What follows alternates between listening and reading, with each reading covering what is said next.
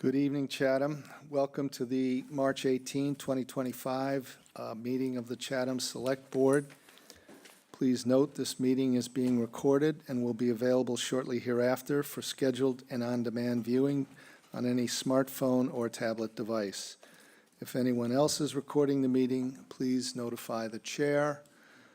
Seeing none here in the room, and I don't see anybody online, I'll proceed.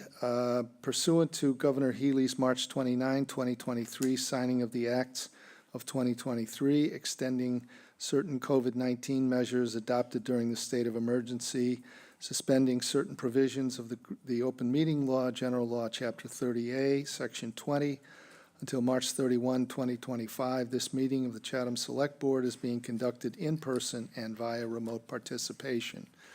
Every effort will be made to ensure that the public can adequately access the proceedings as provided for in the order.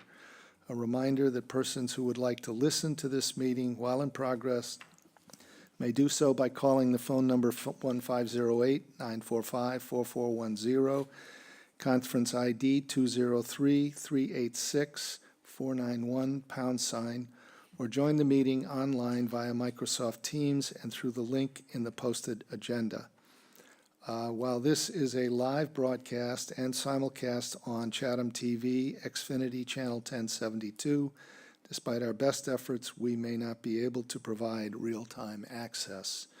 We will post a record of this meeting on the town's website as soon as possible. First order of business is to establish a quorum. Mr. Metters.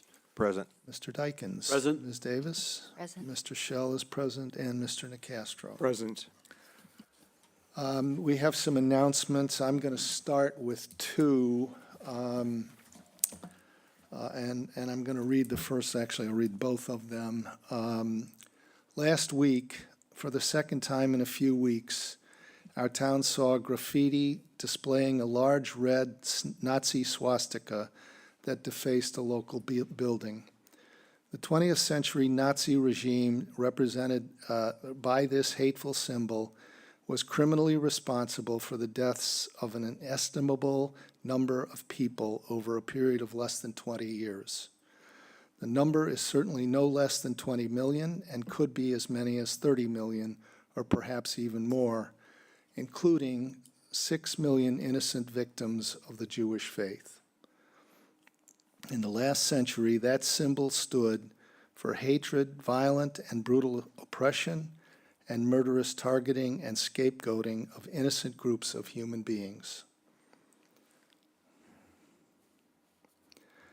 That symbol is not one that any person of goodwill should want to be associated with or, indeed, ever to see displayed anywhere in 21st century America.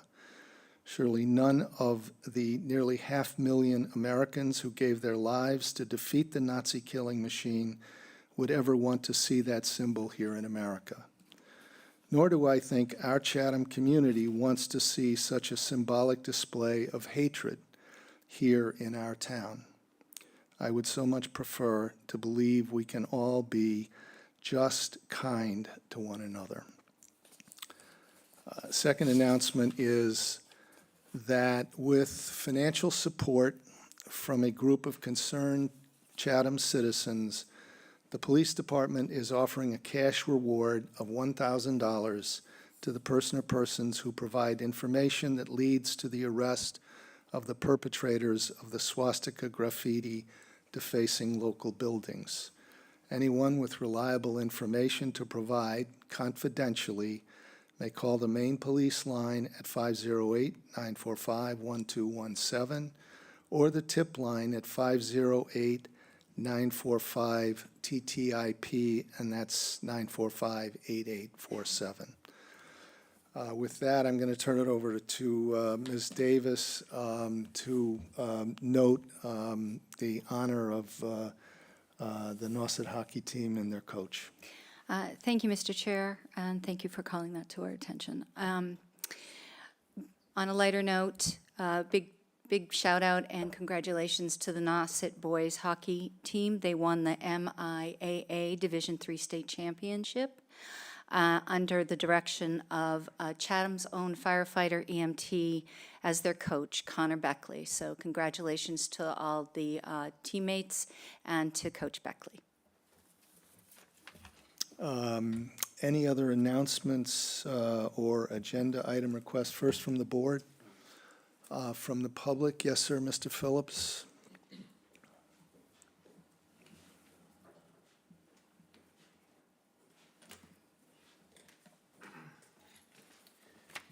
Brian Phillips, 374 Orleans Road.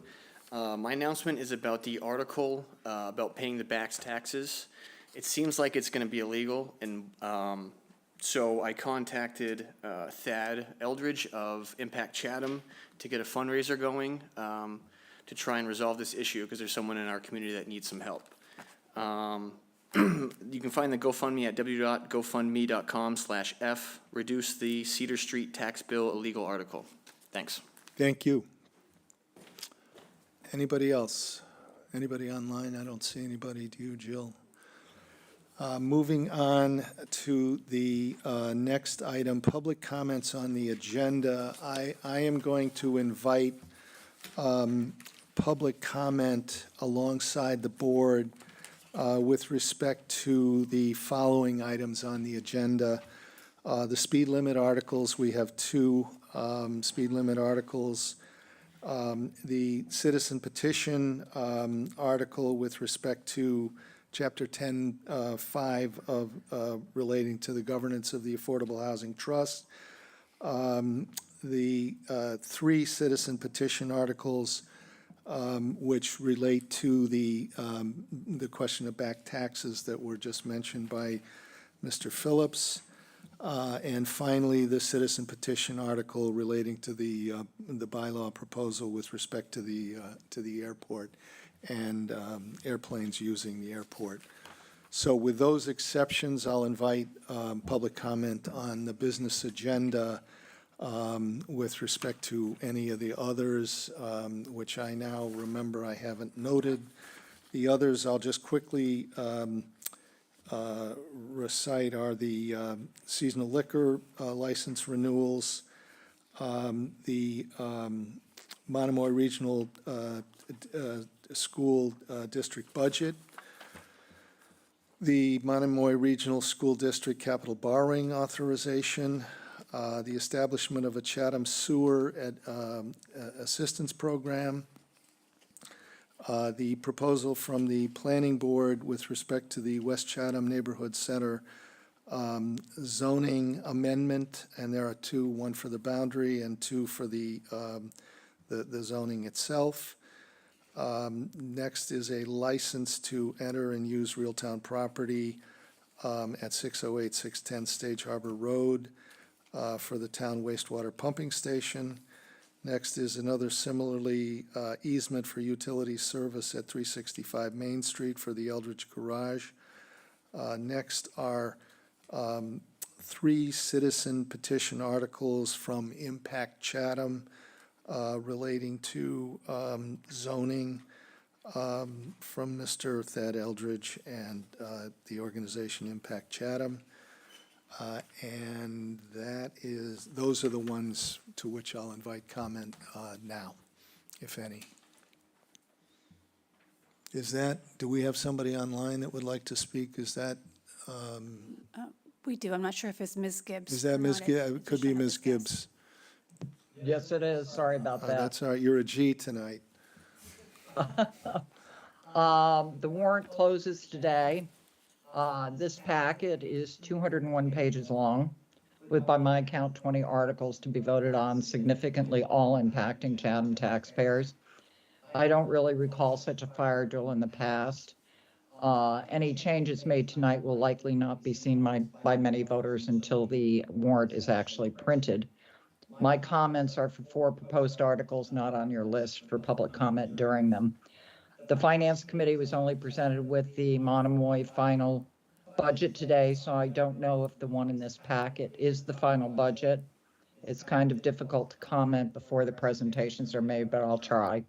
My first comments relate to B1, which is the Monomoy operating budget. It was on page 17 in your packet. For full transparency and context for the voters, pardon me, the warrant article explanation on page 17 of the packet should include that the district increase is 6.8% over last year, that the Harwich assessment increase is 5.45, and that Chatham's assessed increase is now, I believe, 8.74. I think it's important for people to see the relativity in terms of our respective increases.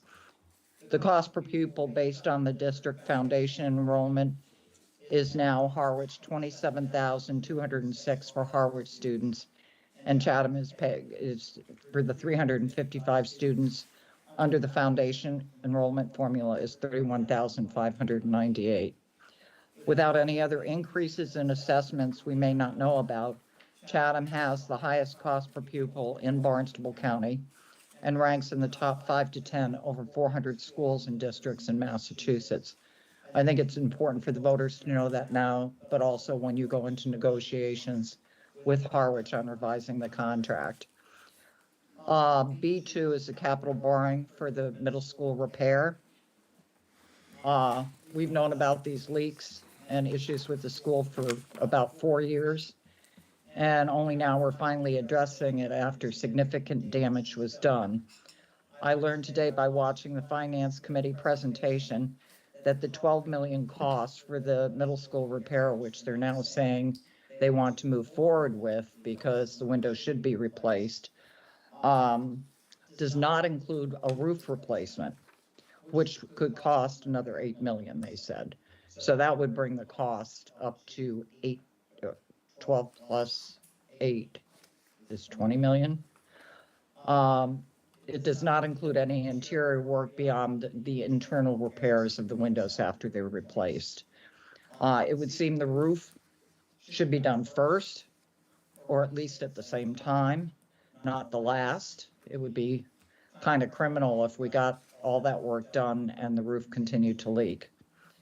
Costs not included in Chatham's assessment are repairs to the Chatham Elementary.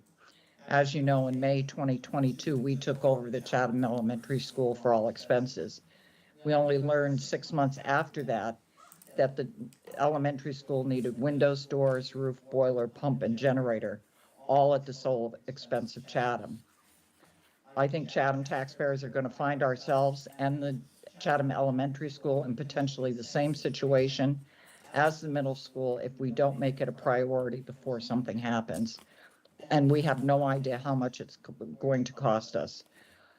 I believe we should save some free cash for that project, and I think that should become a priority. If it's only, we can obviously see the longer you delay something, the higher expenses go. This warrant article explanation repair states that Chatham's share of the additional 9 million that they're requesting now would be 2.088 million. And it states, and will include the debt payment into each town's assessment. In this budget, it's my understanding that we're only being assessed for 300,000 for the initial 2.5 million. The 9 million will be in addition to our current assessment of 11.2 million when the money is, and that will occur when the money is borrowed, but we've not been provided with those numbers. I think it's important for us to know moving forward as we borrow the money for the 12 to 20 million, that we have some projections about how that's going to cost so we can put it into the budget. In terms of item 4, which is the establishment of a Chatham Sewer Assistance Program, again, it sounds like we initially put in 50,000, but it's unclear if we're going to keep adding money to that over time. We still don't know how much it's going to cost Chatham to complete phase 1 of the comprehensive plan, wastewater comprehensive plan, where we were supposed to have 2/3 of all of our properties connected to the sewer by 2030. That's approximately 5,300 properties, and less than 800 have been connected to date. We're funding grinder pumps at a projected cost through 2055 at about 15 million, and that's being incorporated into the total 32 million we're asking for wastewater. It seems to me, and I think it should have been, that the grinder pump should have been a separate warrant article. I think to put it into the 30 million that we all know needs to be appropriated, doesn't give us the choice as to whether or not we want to go through with the grinder pumps. This article is for future hookups. The sewer assistance program, just as a grinder pump funding incorporated into the sewer article. I think it's premature and discriminatory for property owners who don't fall into the identified categories until we know what the costs are going to be to complete phase one. And that's been a problem. We keep specifying certain people who will get it. Under this one, it's only people currently hooking up, not people who did hook up. It's only including on the grinder pumps, certain people, not other people who have other terrain problems or locations between pump stations. I also understand from water and sewer that they are apparently going to be increasing rates for both to the taxpayer. And that's going to be a separate bill that we're going to receive, even though it's not in this budget. And I think Chatham voters should know what those rates are going to be before town meeting. And finally, this is my last one, B7, the West Chatham neighborhood. Again, to put this on the last day of the warrant, this bylaw has been reviewed and considered for the last 3 years, and we're only now being asked to vote on it. I think the boundaries of that neighborhood, as you can see on the map, are artificial. They end, and it says 800 feet past Barn Hill on the south side. It does not include 1533 Main Street, the affordable housing Buckley property. There are approximately 240 people that will reside there because there's 48 units of 1, 2, and 3 bedrooms. And I would estimate, although I can't find the number, that that's potentially 4 times as many people who currently live in the West Chatham neighborhood. And when Penrose did their RFP and you did the LDA, that housing complex was designed specifically for tenants to walk, bike, and shop in the West Chatham neighborhood, or take public transportation if they had to leave. And they're going to be an integral part of that neighborhood. And to artificially exclude them from that neighborhood in West Chatham makes no sense to me. 1533 is going to dramatically increase density of that neighborhood. It will impact water and sewer, and there's going to be a significant increase in traffic, yet no traffic studies have been done. Again, I think that it was wrong for the planning board to exclude it. It's part of the neighborhood. If you look at the map, you say, of course, that's their neighborhood. They don't, otherwise they don't belong to any neighborhood. You know, they certainly don't belong to the one, 3 miles up the road. So I think that it was inappropriate to exclude them. I think it's unfair to exclude them. And I think further study has to be done on the traffic impact in that neighborhood. Thank you very much. Thank you very much. Anybody else? I don't see anybody here in the room. Anybody else online? I don't see anybody. No. Do you, Jill?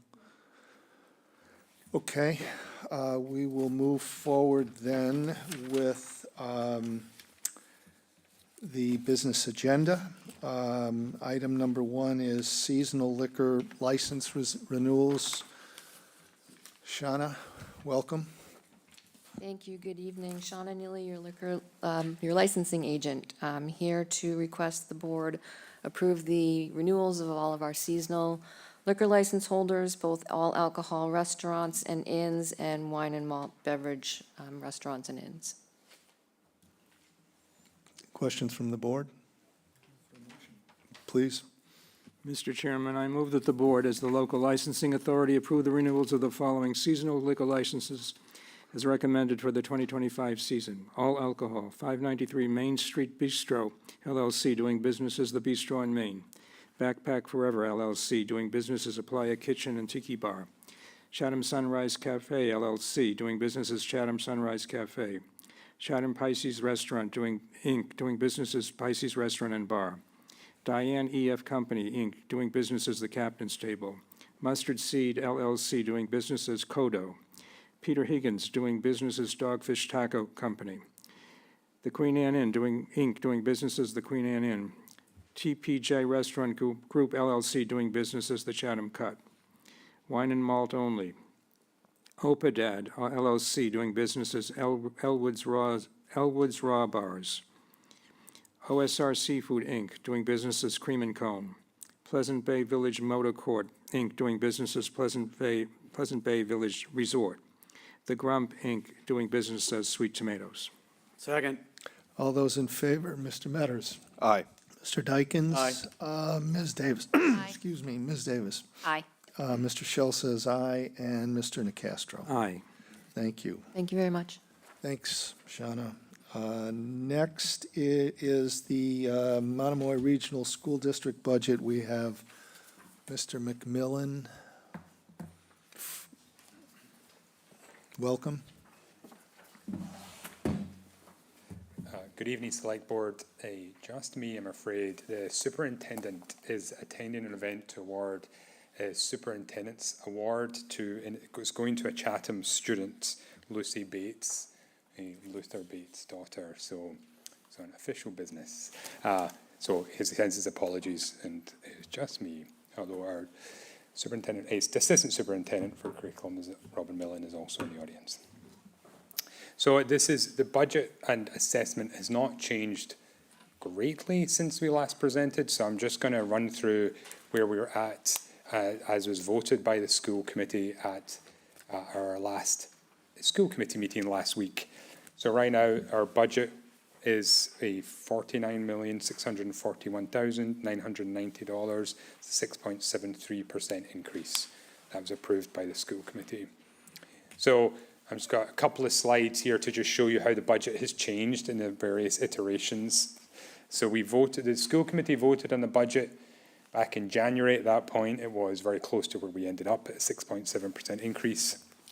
We did present to you the budget, which was also presented at the public hearing, and that had changed as we had received more information about additional special education costs and transportation costs. And at that point, we did know our health insurance percentage increase. And the kind of net play off of those two major issues was a slight increase to our budget.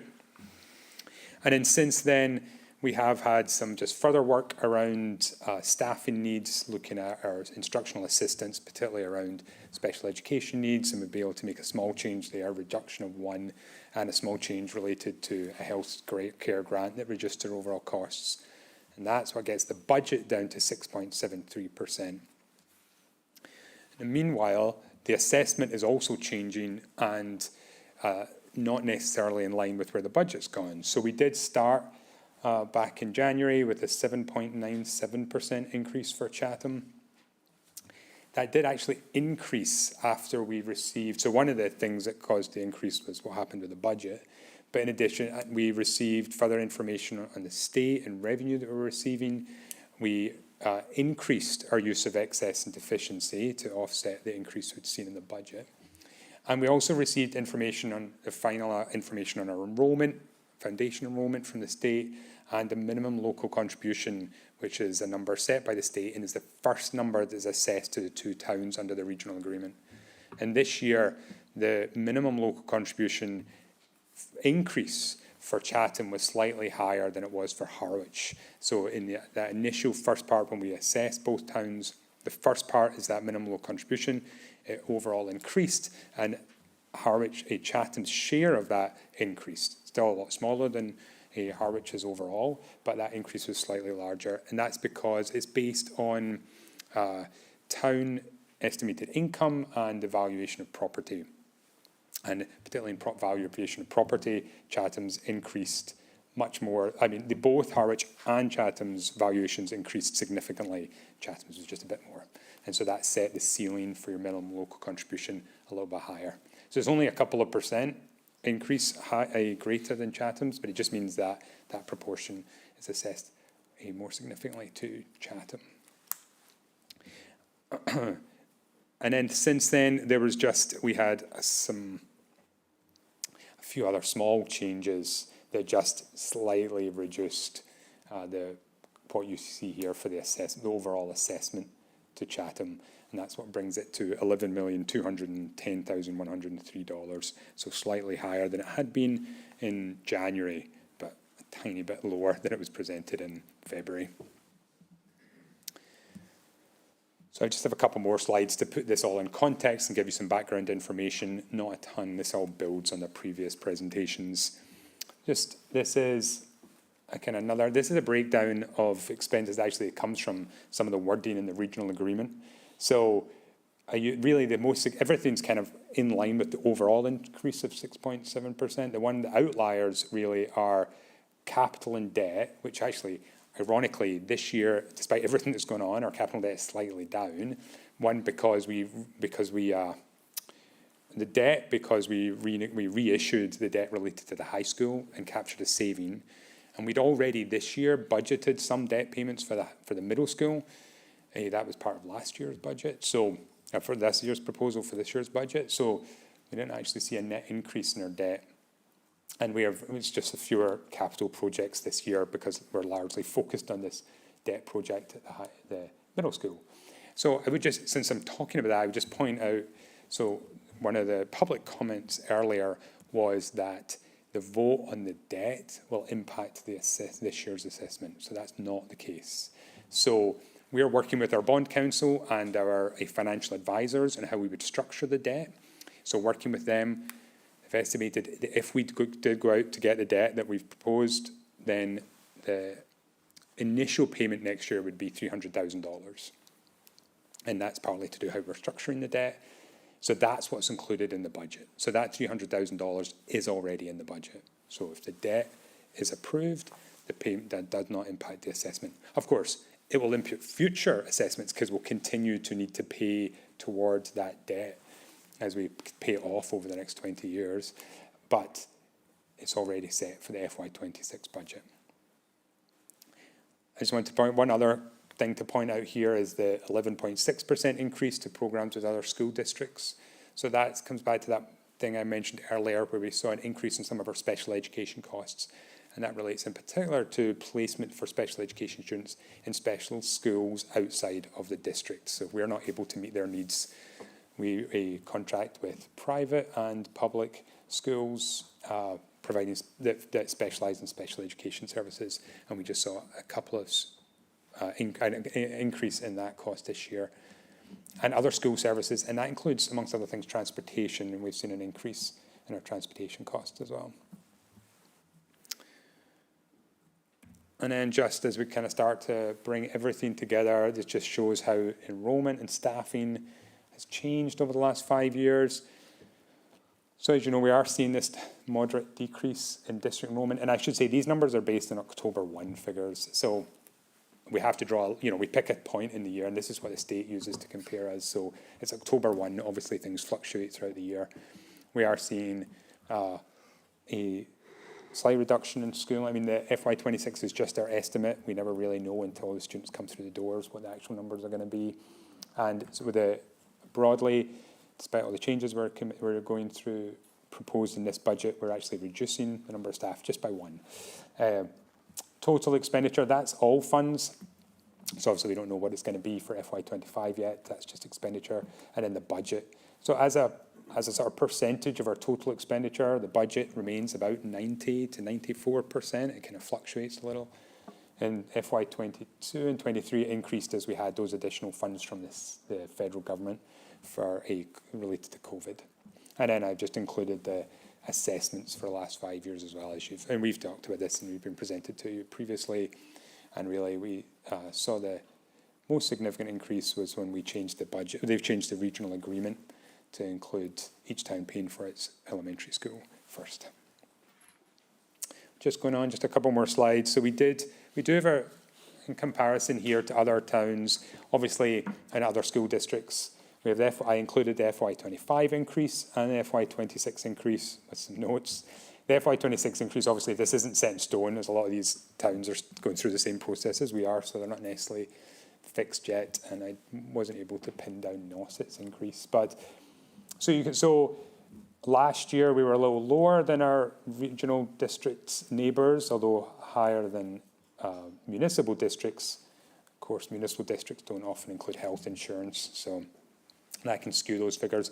And this year, we're definitely, in this comparison, we're the highest increase. That's really and then if you look at the notes, a lot of our surrounding districts have reduced positions or not backfilled them, which is essentially the same thing. In order to arrive at this increase, we've not done that yet. As we've focused on ensuring that the students that come to Monomoy schools get the resources and support that they need. We've also this year, we're also implementing a new teachers contract and all new contracts where we've tackled the challenge of recruitment and retention by increasing salaries, and that's also played out here. So they're definitely a higher increase this year, but justified in the interest of our students. And that's really how you get here. So that's our total. So just a quick canter through some of the key items. We, of course, open to take any questions. Go ahead, Jeff. Thanks. Thank you, Mike. So the 11.2 breaks down to what, about 26% of the 49, the overall budget for Chatham, and Yeah, about 74 for, Yeah. then that's fairly consistent, maybe a Yeah. little lower than it's been, but been pretty consistent over time. The per pupil costs for Chatham are Yeah. markedly higher than Harwich's. Can you just Yes. comment, is there an anomaly there anywhere, or is it purely a function of the number of students? It is, well, so I guess, yes, it's purely a function of number of students. And so there's a number of things that go into it, but the biggest thing is that you pay for your own elementary school. So whereas, whereas Harwich has many more students at their elementary school to spread, say, the cost of their principal. You're sharing the principal over just those students at the elementary school. And so that means you've just got fewer students carrying the cost, and so that increases the per pupil. So if you look at the state per pupil comparisons, the one with the highest per pupils are all the smallest towns. So they're like the Brewsters and Orleans, because they pay for their own elementary schools, or the East Hams, they're all in the top, at the high per pupil districts. I would say, so comparing per pupil costs is always risky, because when you get the state data, they don't include all costs. So I was just trying to do the calculation, but the state, if you go on the state website and look at the per pupil, it doesn't include debt payments, and there's a couple of other, doesn't include capital either. Mm-hmm. So you're not always comparing like with like when you compare the state, but Chatham is just a fewer students spreading those costs. Mike, could you comment, please, just on school choice? Where are we with the ledger? How many folks are opting out of the system, and how many folks are coming into the system for school choice? And where is that trend positive or negative? So we are a net benefiter from school choice. So more students choose to come to the district from other school districts than choose to leave, and that trend's been going on for some time now. And I think that's a good reflection on the quality of the education that's provided in Monomoy. So it's also related to how many school choice places we have. And we have been able to offer places to students in classes that we have already opened. So if we have a class, if we're running classes that are 80% full, then we're able to add students to those classes. But as our classes get larger, then we have fewer slots open for students from school choice. And so I think we have benefited. I think we'll continue to benefit. But as our enrollment, particularly in elementary schools, reduces, we have fewer slots open for school choice. So even though we receive as many applications, we're just not able to bring as many students in. And so we see the number of school choice students may drop off in the coming years as we have fewer slots available. And there's just fewer students on the Cape. So just as a result of there being fewer students out there, there's, even if the same percentage choose to apply to Monomoy, that's just a lower number of students. So I think in the long run, we'll see school choice start to tail off. Not tail off, but Just as an editorial comment, we interviewed a gentleman from Wellesley today who said the budget in Wellesley for schools was some ungodly amount of 40. You said 2/3 of their total Two-thirds budget. of the That total was budget. quite a large number. Right, so if we take our 11.2 and divide it into 44, which is the top line for our budget, it's about 25%. So Right. I was going to interject at the time that, we're appreciably less. And I think frankly, it's, worth every penny as an investment in our students and in our schools. I know we have some another issue to discuss shortly thereafter, hereafter, but, which is unfortunate. But you gotta take care of, I'm gonna get ahead of myself, but you gotta take care of our facilities and, anyway. Those are my questions. Thank you, Mike. Thank you. Thanks a lot. Dean? That's why they call it Swellesley. Can we see the slide again that shows the local mandated assessment Sorry. from the state?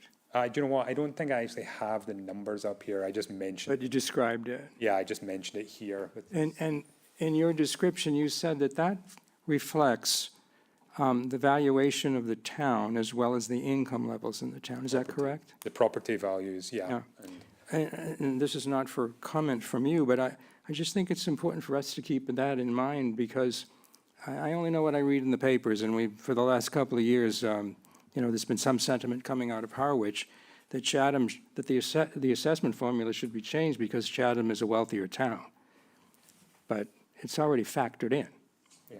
And, we're about to engage in a conversation with Harwich, which they've requested. I think we all just need to remind ourselves of that fact. Thank you. Thank you, Mr. Chairman. The only question I have, Michael, is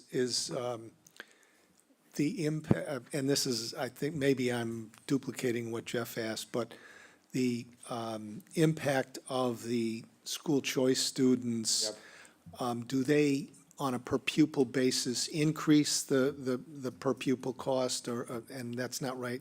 What I'm really saying is, do we spend more to educate them than we do our own homegrown students? That's really the question. Well, so Versus what we get in yeah. revenue for that. So that we have approached the school choice program in such a way as to ensure that the school choice students are a benefit to the district financially. Of course, all children are a benefit to the district, but financially it works. And the way we've done that is, so if we have a class that, say you have a class and you were allowed 20 students in that class, we would only bring students in if we have spaces in that class. So say there's 18. So we're already running the class. We're already paying for the teacher, the aide, all the supplies.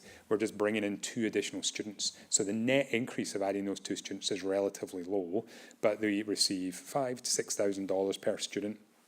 So that's a benefit. Where it would be a loss is if we opened a classroom to bring in school choice students. So if we had a class that was 100% school choice, it would be a loss because it would be like $60,000 revenue, but the cost of the teacher and their health insurance and everything else would be a loss. So we avoid that situation by ensuring we only bring in students where we have an existing class. Right, okay, well, thank you. And then, of course, the other point that you made, which I think is very important, is when you have the net positive in the numbers, that reflects very favorably on the quality of the education that you're delivering. So, Thank you. okay, thank you. I'm good. Oh, No, I'm anybody else? Corey? So you're next up on the agenda. We'll right. let you go on to capital. Excellent, thank you. So I don't actually have slides for this one, I apologize. But so the history of this project, so as you know, we came before you last year and requested funding to support a project to replace the siding at the Monomoy Regional Middle School. So at that time, we estimated the project at $2.5 million, which was a woefully small number, as we were to discover. So once we'd received that approval, we brought on a designer initially and then a project manager. We also set up the building committee with representatives from both towns, largely with a lot of experience in the construction industry. And the work of the architect primarily began the work of the feasibility study. And what we determined at that point was that the project would be much more expensive than $2.5 million. And with working with the building committee, we've sort of fully scoped out the project, all the contingencies, all the possible costs, and including the windows in that project. And that brings the total cost of the project to $11,507,030. So quite significantly higher than we first thought. I mean, we were way off with our initial estimate, plus including the windows and all the additional contingency costs has got us to this number. So the school committee voted last week to approve an increase in debt. So we're kind of adding on to the 2.5 million. So that's adding on $9,007,030. And so that brings the total to the sort of ceiling for our debt to the total estimate for the project. So now what we're asking for your approval is your approval for us to go and borrow those funds. So this, as I said, this wouldn't increase the assessment because the initial payment's already reflected there. So it's really just your approval to allow us to go and borrow up to $11.5 million. So I would say that we hope, I mean, I'm not making any promises, but we really hope that the total cost won't be quite that high because there's contingency funds in there in case, you know, sort of economic situation worsens or there's problem on the site or we discover more problems. And if all of those things happened, would it get that high? But we're really working with our designer or with our project manager, the building committee to try and keep the cost as low as possible while still getting a quality solution to the problem. And, you know, we'll go out to bid and get, you know, a competitive bid process to keep the price down. So we hope that eventually we won't actually borrow as much as 11.5 million, but that is the ceiling that we'll be allowed to request based on your approval. Go ahead, Jeff. Thank you, Mike. So, Mike, just remind us on how that debt will be apportioned to the towns going forward. It won't impact 26's budget, but going forward, is it's based on 3-year rolling average, rolling enrollment? Yes, exactly, which is roughly like that 74-26 split. So the kind of the way our regional agreement is written, because not all are like this, but our regional agreement is that each year all the debt costs are assessed anew. So we just look again, you know, so, you know, our debt this year is like, our 26 is around $2 million. So that is split between the two towns based on the 3-year foundation enrollment average. And then every year we'll redo it. So as the foundation enrollment changes, the assessment to the towns will change. But the absolute value of our percentage, excuse me, hasn't changed all that much over the years. It was around 27 or 28. Because it's based on enrollment. It's gone down a bit. Could you comment, please, it was mentioned earlier by Ms. Gibbs, on roofs at both facilities? I think it's an important point. And so, and Ms. Gibbs raised this at the finance committee this morning as well, and I think she's right. So investing in maintaining buildings, especially buildings at this age, unfortunately involves investment, involves, expenditure. And so with the middle school, so what this project includes is the siding, the windows, and I would say, so if we take a window out and put it in, then there is some, repairs to the internal part of that, like the windowsill and so on, will be repaired at the same time. So, sorry, just a quick aside. The reason for replacing the windows is in order to do the siding, probably you have to take the windows out, do the siding, and then put them back in. And given that these windows are 28 years old now, it doesn't seem prudent to take them out, put them back in, to have to replace them in 5 years' time, which would also disrupt the siding. So the most sort of efficient economic approach is to do the windows at the same time. And our, on the building committee, our construction experts were very adamant that that was the best approach for the building. A lot of the problems we're seeing with leaks is around the windows as well, so even more so behooves us to replace windows. But just to get to your point, so yes, so it's windows and siding. It doesn't include doors, or it doesn't include the roof. However, we have applied to the Massachusetts School Building Authority and been accepted into their program to replace the roof at the middle school. Estimate for that is around $8 million, although don't hold me to that because we're not even into feasibility study yet. But when that happens, that would be reimbursed at around 37%, I believe. So the district would only be paying 63% of the cost, and then that would be split down between the two towns based on a foundation enrollment. This will all come before you again as we go further down the process. So we will need to come again and ask you for approval for that debt if we do go ahead with that project as planned. So that's where we're at with the middle school. But by the end of that process, we would have, a new roof, new siding, new windows. So I appreciate, and it was something we wrestled with, is which order to do these things on. Yes, all things being equal, it would make sense to do the roof first because you work from the top down. However, the roof is part of the MSBA process, which just takes longer. And in the meantime, water is getting in the building around the siding, and we just, if you walk around the building, the siding replacement is critical, and the longer we leave it, the worse the situation is going to get. So a prudent approach was to let's get the siding done now, and the budget for the siding does include some funds to kind of work with the roofing contractor should that project be ready to go. But it was a priority to get the siding done, so we get the siding done, and then we'll be able to do the roof in next year or the year after. Just a couple follow-ups. So we applied to MSBA a while ago. Yes. And so any kind of inkling, any notion on when that might get a response? So we're in the project, so we've been accepted into the accelerated repair program, which is the one that does roofs. We're just waiting to be assigned architect and a designer. So the way their program works, they just assign you one. It's taking a long time. So I think, from what I hear, they're just really busy. So they changed the process. So it used to be once a year they opened this program. They changed it to once every 2 years. So I suspect they got a lot more applications because they're doing more, because it's only once every 2 years. And it just seems to be taking a long time. I think we should find out soon who that architect in OPM is, but I don't have any guarantee. Very soon. I do have an editorial comment as well. Just, we've known locally and regionally, the ultimate higher cost of not taking care of our buildings. And frankly, I hearken back to when we created the region, one of the primary motivations to create the region for the town of Harwich was that they were under sanction from DESC to build a new high school. So we need to maintain our buildings, especially our schools. Otherwise, we're going to be at risk of having a wholesale disaster and rebuild on our hands. So it seems like a lot of money to me. I'll be honest with you. It is a lot of money. But I think it's an investment we have to make if we're going to maintain a viable school system and a viable middle school. Elementary school need a roof too? Eventually. Oh, yeah, okay.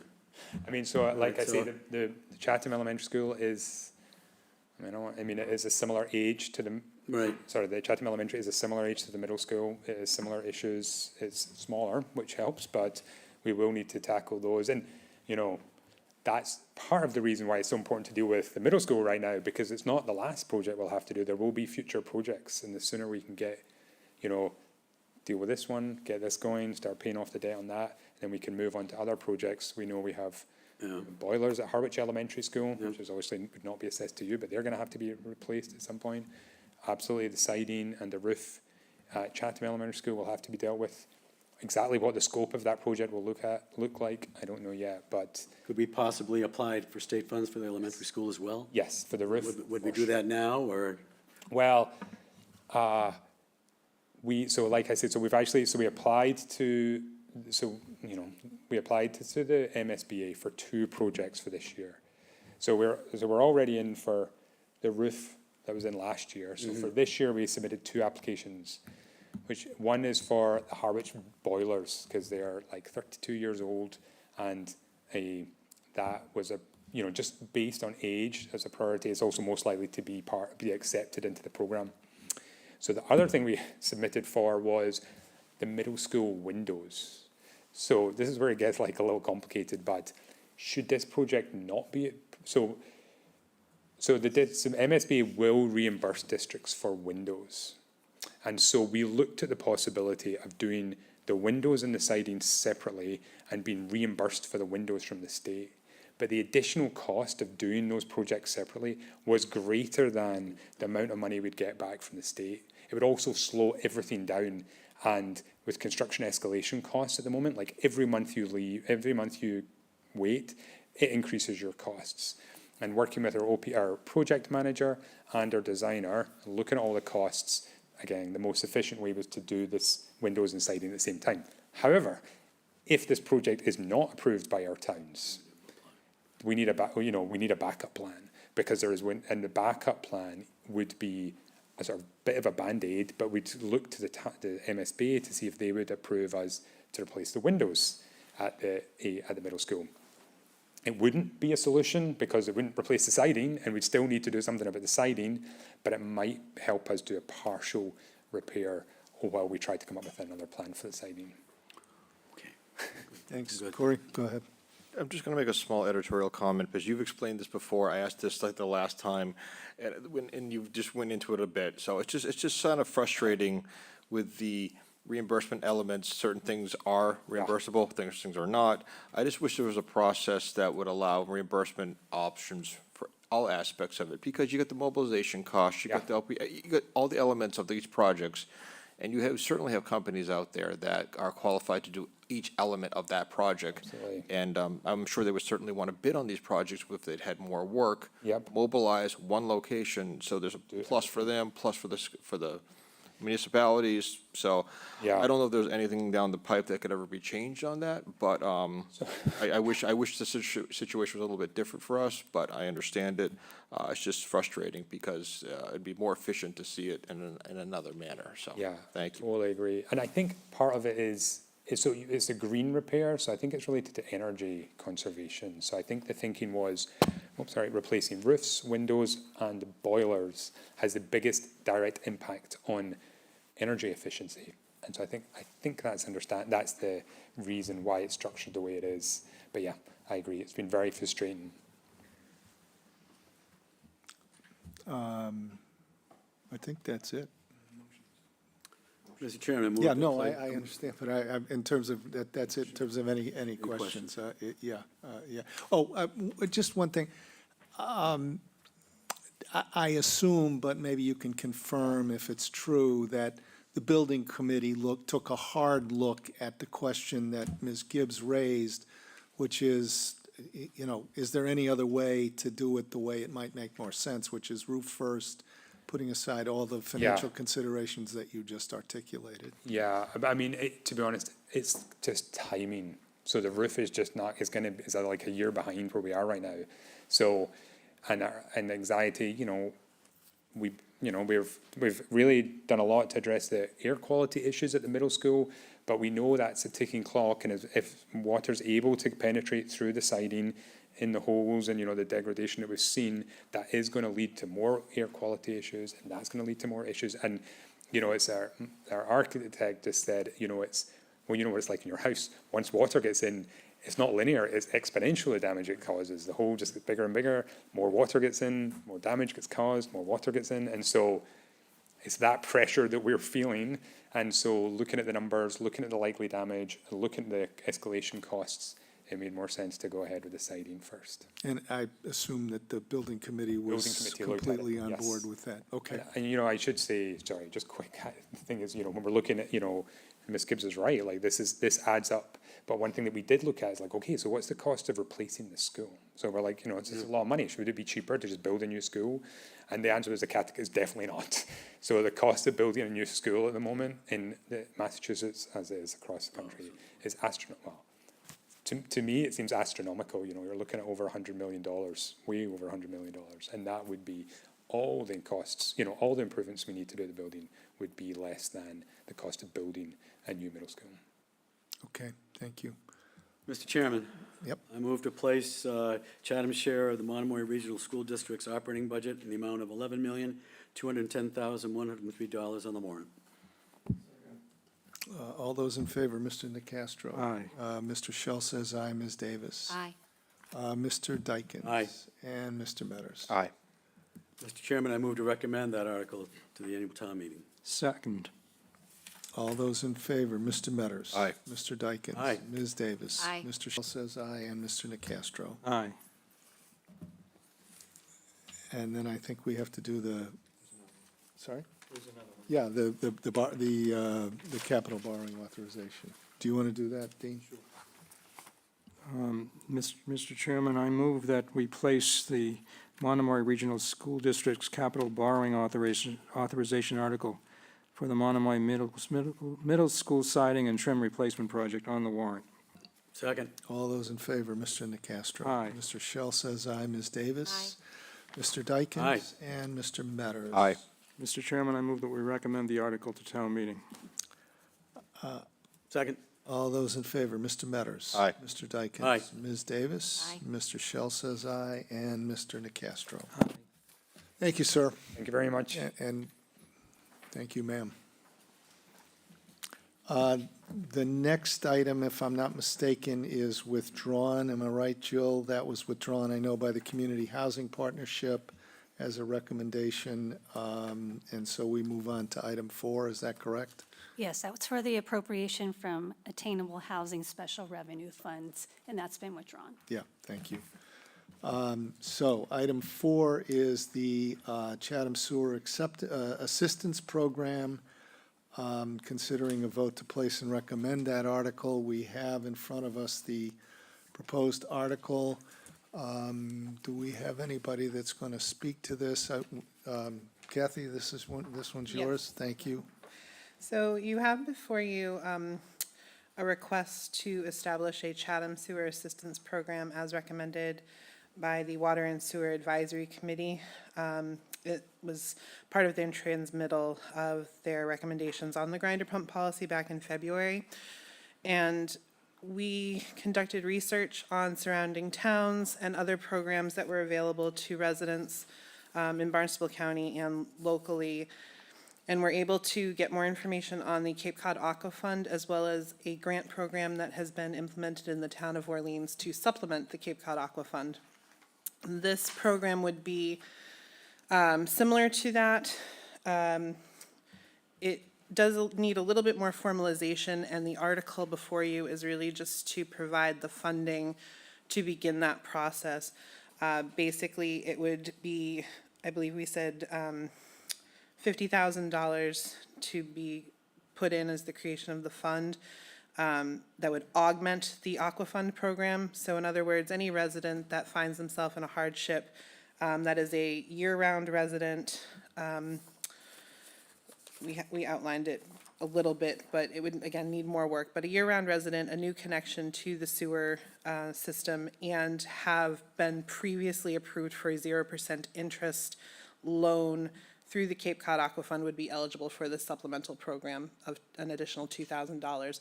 This is separate from the grinder pump funds that would be allowed for residents who would need that. So they would get, if they need a grinder pump, they would be eligible for that. This would be in addition to those costs aside from that. So this is, again, very much in what I found in my research of other towns. Orleans was the only town that had anything formalized. This was confirmed by the director of the Cape Cod Aqua Fund.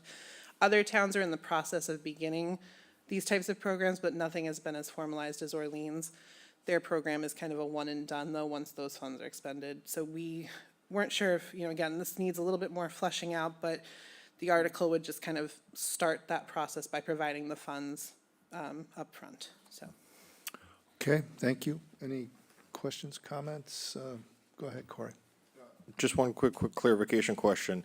So would these funds have eligibility for strictly future, current or future connections and not qualify for past connections? Or would that be determination be, I'm just looking at the language and would that be, procedure and administration of the select board? Would that be a future consideration, just for clarification purposes? It could be, however, the programs, even the ones that weren't as formalized, were tending to only apply to those who were new connections, unfortunately. So that's why this was drafted the way it was, but I am assuming that it could be discussed in the policy as it's further developed to include past connections, but as it is today, it would be only for new. All right, thank you. You're welcome. Go ahead, Jeff. Is the Orleans reg also, is an application, a successful application to the town also predicated on a successful application to the Aqua Fund? So, Yes, so part of the Orleans process is you must provide proof, and the proof was the betterment loan from the Cape Cod Aqua Fund. So you needed to first apply and be approved for that 0% loan. The Aqua Fund has 4 levels of loans, 0, 2, 4, and 5. 0 and 2 are only available to year-round residents. So they kind of, Orleans went to the people who are the hardest in need, or most in need rather, with the 0% loans that really qualified for that. And so that's why they went with that, and they do need to prove that before they're approved for the Orleans program. I think that information about the Aqua Fund needs to be really clearly communicated to town meeting, to residents in town meeting. And that's a really important piece of this. this is supplemental and occurs, after a successful application of the Aqua Fund. Well, folks really probably don't even know about the Aqua Fund or want to be more familiar with it. So I think it's very important that we communicate what that is and what that predecessor event is, so that people know what they're voting for. Certainly in favor of, I think, of a sewer assistance program, but when it gets fleshed out, I think we really need to communicate it. Sheree? Yeah, thanks, Mike. Kathy, do you know how much is in the fund, in the Aqua Fund? Because I know that it was appropriated quite a bit of money, and I know that they have lent quite a bit since, but there's a big, obviously, the 15 towns, there's going to be a bigger demand as everybody's hooking up and creating sewer projects. And I'm just wondering about the sustainability of the fund or future funding from the state, whether we're going to see that money or not. Because that would be my biggest concern, is we're all going to be, chasing the same dime. I did not get that number, but I can get that to Yeah. you and distribute it. to I the board. think it would be really helpful, too, to have the county person that runs that program. I think he spoke before the Cape and Islands municipal leaders a couple of years ago, and it was quite informative, and maybe we could have that person come and explain the fund to the citizens of Chatham so that they get a better understanding of what the opportunities are. Thank you. Thank you. Dean, go ahead. Thank you. This generated from the Water and Sewer Advisory Committee. And I do have several questions. First, and this goes back to what Corey was inquiring about, whether this would reimburse folks that have already connected that might be able to demonstrate some type of hardship. Is the phrase "new connection," I'm looking at the explanation in the draft article, is that essential? Is that mandated? Does the Aqua Fund only handle new connections, not folks that have already had to connect? We know. I believe it is only new connections. I can clarify that as well. My understanding was it was only new connections. I guess my question is, do we have to tie this into the Aqua Fund? Is it not open to us to do whatever we want?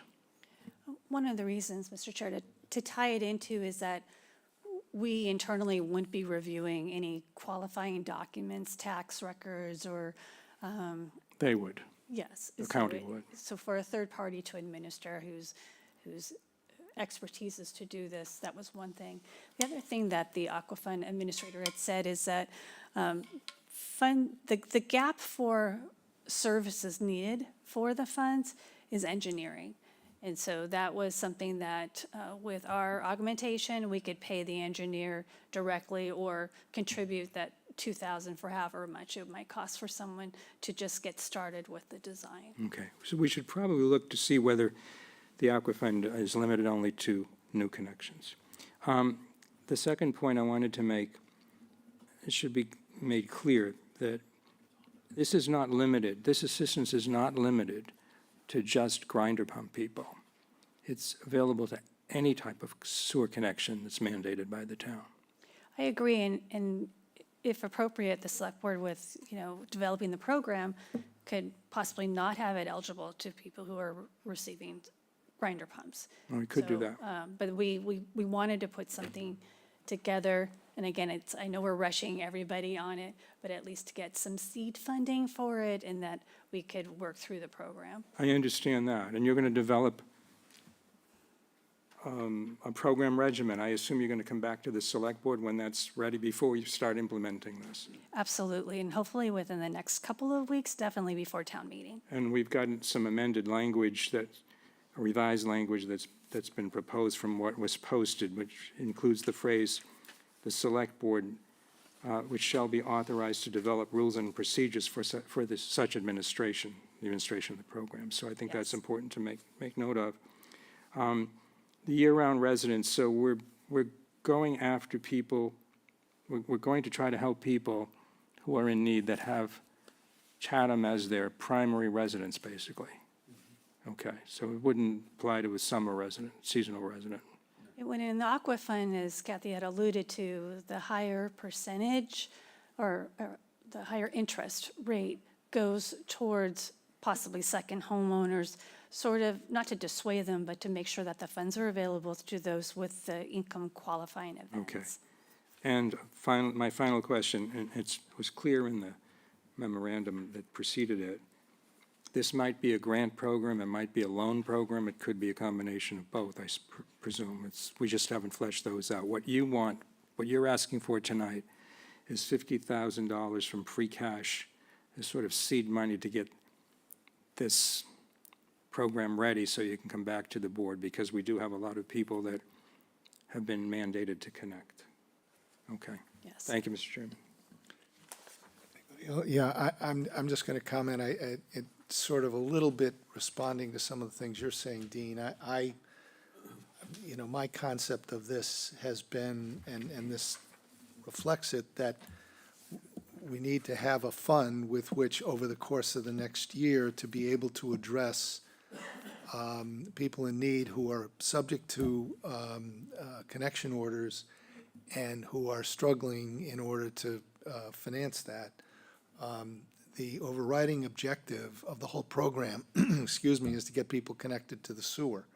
So, to the sewer line. So when they're ready, to the extent that we can be helpful and financially, appropriately, and therefore help speed that along, that's what this is designed to do. I think it'll be up to us to decide what the program is. We have $50,000, now we can decide what the program is. Perhaps as we get experience with it, we can amend it from time to time. I would say, and I don't want to get into a debate about what it should be or shouldn't be, but I do think that the focus, sort of notionally, would be people who are hooking up as opposed to people who have hooked up. I'm not sure how hardship fits into that context, but I think it's a good program, and I think we should put the money in a fund and then turn, as Jill said, immediately to fleshing out the program. So, anything else? Take a motion? Motions? Mr. Chairman, I move that, I don't know if there's a recommended. I move to No, place, I don't I move think to place this article to establish a Chatham Sewer Assistance Program on the warrant. Second. All those in favor, Mr. Nacastro? Aye. Mr. Shell says aye. Ms. Davis? Aye. Mr. Dyken? Aye. And Mr. Metters? Aye. Mr. Chairman, I move to recommend the article to town meeting. Second. All those in favor, Mr. Nacastro? Aye. Mr. Shell says aye. Ms. Davis? Aye. Mr. Dykens? Aye. And Mr. Metters? Aye. Thank you. Thank you. Thanks, Kathy. Thank you.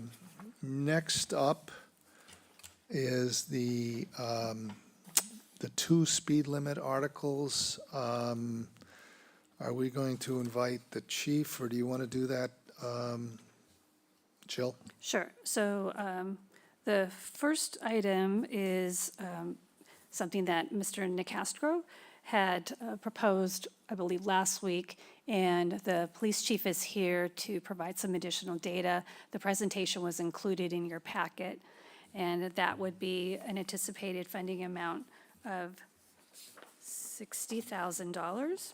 And then the second article is the adoption of whether the board wishes to move forward with that of Chapter 90, Section 17C, which is a 25-mile-per-hour speed limit in thickly settled areas, and the cost, financial impact would be $83,000. So if you want to start with the visual speed display signs.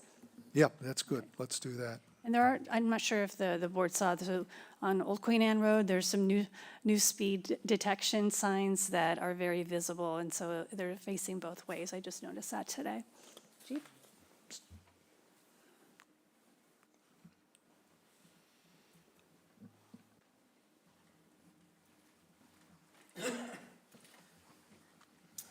Thank you, Mr. Chair, members of the board.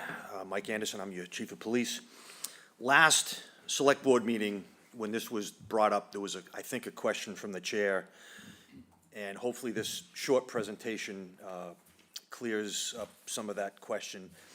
So I think the question was, how much can we get for the amount of money, and how the product, when it was purchased, how it and where it would work. So I went back to the PD and I ran the numbers. I broke it down into two categories. the areas that have the most speeding offenses, and the areas that have the most speeding complaints. So what you see here is, a couple of weeks ago, we did a presentation that had the most areas of the speeding offenses. And listed on that slide, Old Comers Road already has permanent signs. Kroll Road has the permanent flashing school zone signs already working. Old Queen Anne, as the town manager just said, those signs were just installed. Unfortunately, Main Street, Route 28 is a state highway. What's left is Meeting House and Training Field. Again, it's a small percentage, but that's where most of the offenses occur. And those two streets would be, in my opinion, good candidates for permanent signage. And last on that slide is Orleans Road. Again, that's a state highway. So the second category would be what we would call the most speeding complaints. And these are year-round. And again, in just my opinion, these would be good candidates for stationary LED signs because, again, these are where the most complaints occur, whether it's January or July. And again, you can see Stage Harbor, Fox Hill, Cedar Street, Stepping Stones, and Cross Street. Stationary sign candidates. Most speeding complaints seasonally, again, my opinion, where the portable signs could be used. Sorry of the spelling of Barn Hill, but Barn Hill, Ridgeville, pretty much every south of 28 Beach Road, Barn Hill, Ridgeville, Cockle Cove, Forest, and Pleasant, and some other hot spots that we did notice, and again, were acknowledged by some of the community members, River Bay and the Morton Road area. And again, these are portable, so if there are streets that you don't see on this slide that pop up, or individual requests, because if these do come into our possession, they will be popular and they will be requested. We can move these. And again, seasonally, there's probably not a lot of need for a Cockle Cove speed sign. We can put that to better use someplace else. So if the $60,000 was provided, that would give us about 6 portable LED signs at about $5,000 each. And the reason why it's a little bit more expensive is the portable signs that I priced out would be the ones that have the data recording ability that we can download and push out to the public. The stationary signs that we priced out at $4,000 do not have that ability. It would be a small increase if we decided to do that, which I would recommend if we're gonna buy the standard stationary signs. We can still download that data. And again, when we download that data, that just tells us the best times to be out there when the most violations occur. Real quick, just some benefits. We're just trying to utilize technology that supports my staff and when my staff might be performing other duties other than directed traffic patrol. Hopefully, this should calm the speeds in some of the neighborhoods that might not receive the most directed patrols from us. And again, we utilize that technology from the data collection to deploy the assets at times when it's the most effective. And I'll take any other questions. Go ahead, Dean. Thank you, Mr. Chairman. Thank you, Chief, for laying this out. The stationary signs, they're solar operated, right? Correct, and that is a consideration to make because there is, in the summertime, a canopy that we have to worry about if they are deployed. So again, it might look good in a certain neighborhood or a certain section of street, but we have to keep the canopy in mind. And when you place the stationary signs, or actually when you place any of the signs, I assume the department is sensitive to the flashing lights as how they might affect residents nearby in houses. You would probably want one on your street, but you probably wouldn't want one right next to your bedroom window. Right. I get that, and we do take that into consideration. Last week, when the Finance Committee heard the proposal, there was some question about the number of signs and whether you needed more than one sign on a street. Let's take Stage Harbor Road. I mean, I live near there. So I should think you'd want one in either direction. If possible, it would be great to have one in either direction. And again, usually the permanent signs are set up that way. Yeah, that's what I mean. But the permanent signs, ideally, you would want to capture the speeds coming and going. I also note that we had received an email last week, I think Mr. Metters was on the receipt as well as myself, from a resident of Training Field Road, and you've identified that as a street that is a good candidate, I think was in your first, Yes. yeah. And I would like to add, if we purchase 6-ish portable LED signs, we already have one in our possession, plus the covert box. So that would be 8 portable devices. Okay. I just wanted to say, Mr. Chairman, so the $60,000 is a half a penny on the tax rate. That's all it is. Can we speak to the other proposal as well at the same time? Because it probably makes Well, sense. I agree. I'm going to let everybody else ask whatever questions they want about this, but I think before we act, we ought to address the question, are we talking about one or the other or both? That's fine. I mean, that's clearly That's a all. question. Yeah, go ahead, Corey. I'll make my comments very brief because the end game is to create a more safe environment for pedestrians and drivers and everything. I think getting technology like this is a tool that puts us in that position. We not only, step back, if we take a sign, change the number of it throughout the town, we're still only working with so much resources. But if we create instruments that we can alert people to their driving speed and collect data, that we can then in turn understand how to deploy our resources, not only seasonally, but time of day, I think there's a more efficient way of handling things. So for the $60,000, I'm interested in pursuing that at the bare minimum, because I think it has a lot more benefit to where we were trying, our end goal. So I'm all on board for this one. Go ahead, Sean. I agree, Corey. I think it's a really smart approach to how we can be informed on traffic management for your staff. I just think that that's just a really smart thing to do, and it keeps everything more fluid and less rigid. So I'm really in favor of this program. Jeff? Yeah, I am too. I find the sign on Old Comers to be very effective. You know it's coming, they slow down. I do think this is a very effective way to go about our business. I am interested to hear the comments about whether we do one or both. I think we need to have that discussion, but I will support this. Yeah, I feel that way. I'm just going to make a couple of comments here. First of all, in the back of my mind is, well, it's actually in the foreground, but we're talking about spending $83,000 for the other program.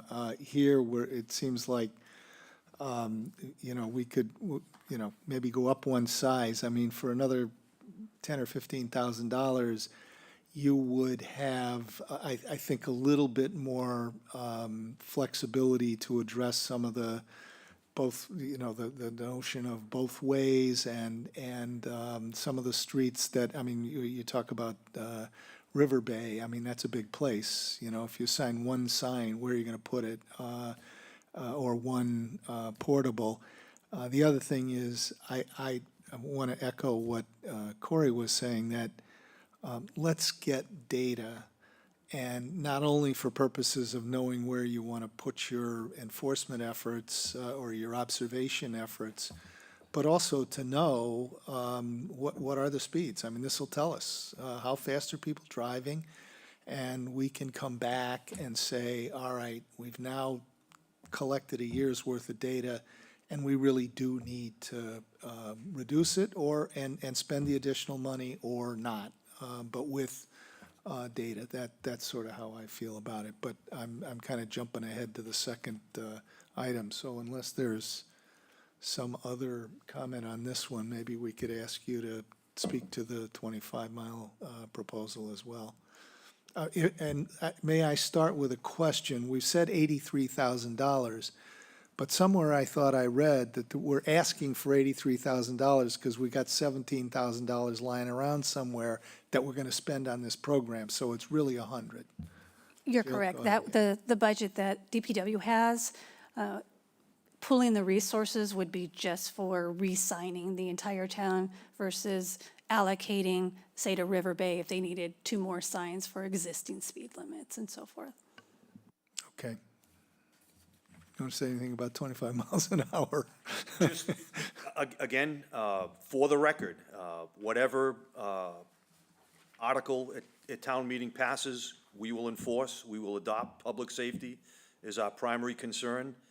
My opinion is only based on data, and my opinion with this information in front of us, this article here, and the data collection for that 1-year lookout would really make a stronger argument on whether we want to implement a 25-mile-an-hour speed limit or not.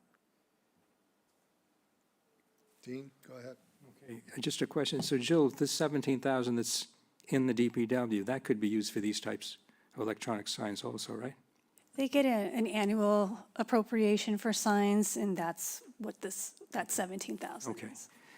I just want to speak to the 25 mile per hour potential article. We received a lot of emails, communications. There is a citizen's petition, not a petition article, but a citizen's petition that was presented to us for Stage Harbor Road only. And I think we're all trying to be very sensitive to that. And I've kind of gone back and forth on whether to put that other article on the warrant. I'm not sure that if it were to go forward, the town meeting would support it. And it is something that we can always do. We can always accept that statute. If we can do it in 2025, we can do it in 2026. So I don't think it's critical.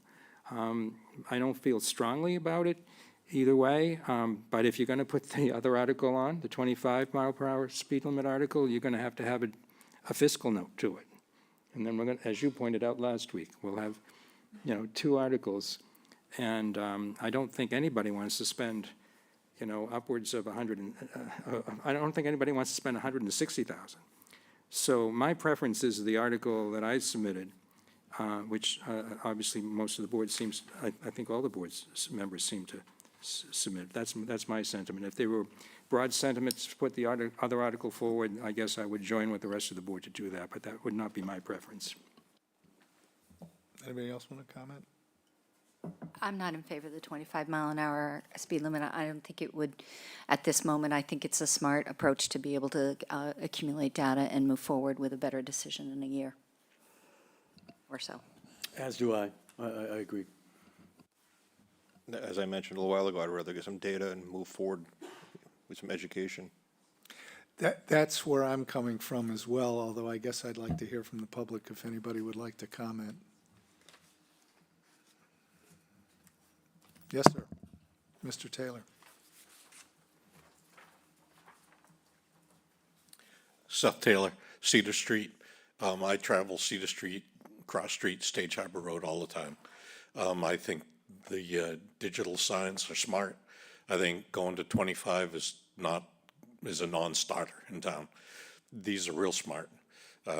It doesn't take long for the data to be used by the police to catch the scofflaws that really want to zoom along. So I like where the board's going. I think the balance of the town would approve. Thank you. Yeah, Ms. Timpson.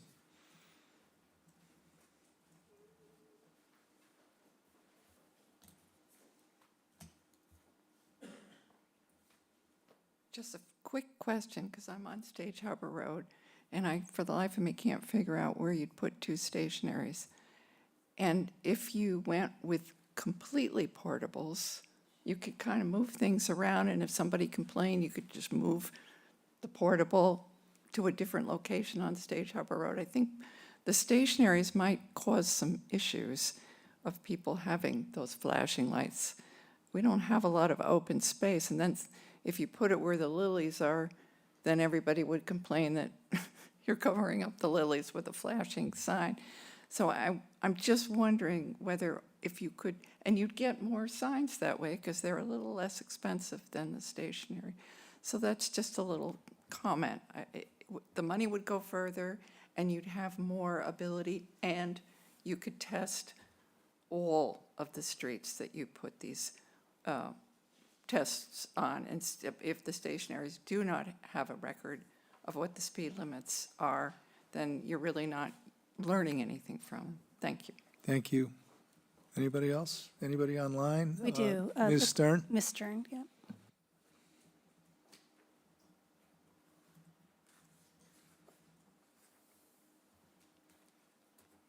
Nicole, you're muted.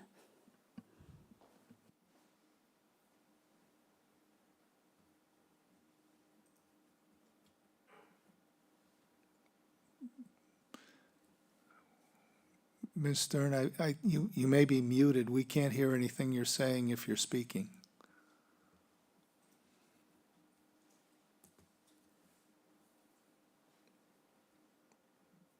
Well, Looks like they I guess popped that out. she popped out, yeah.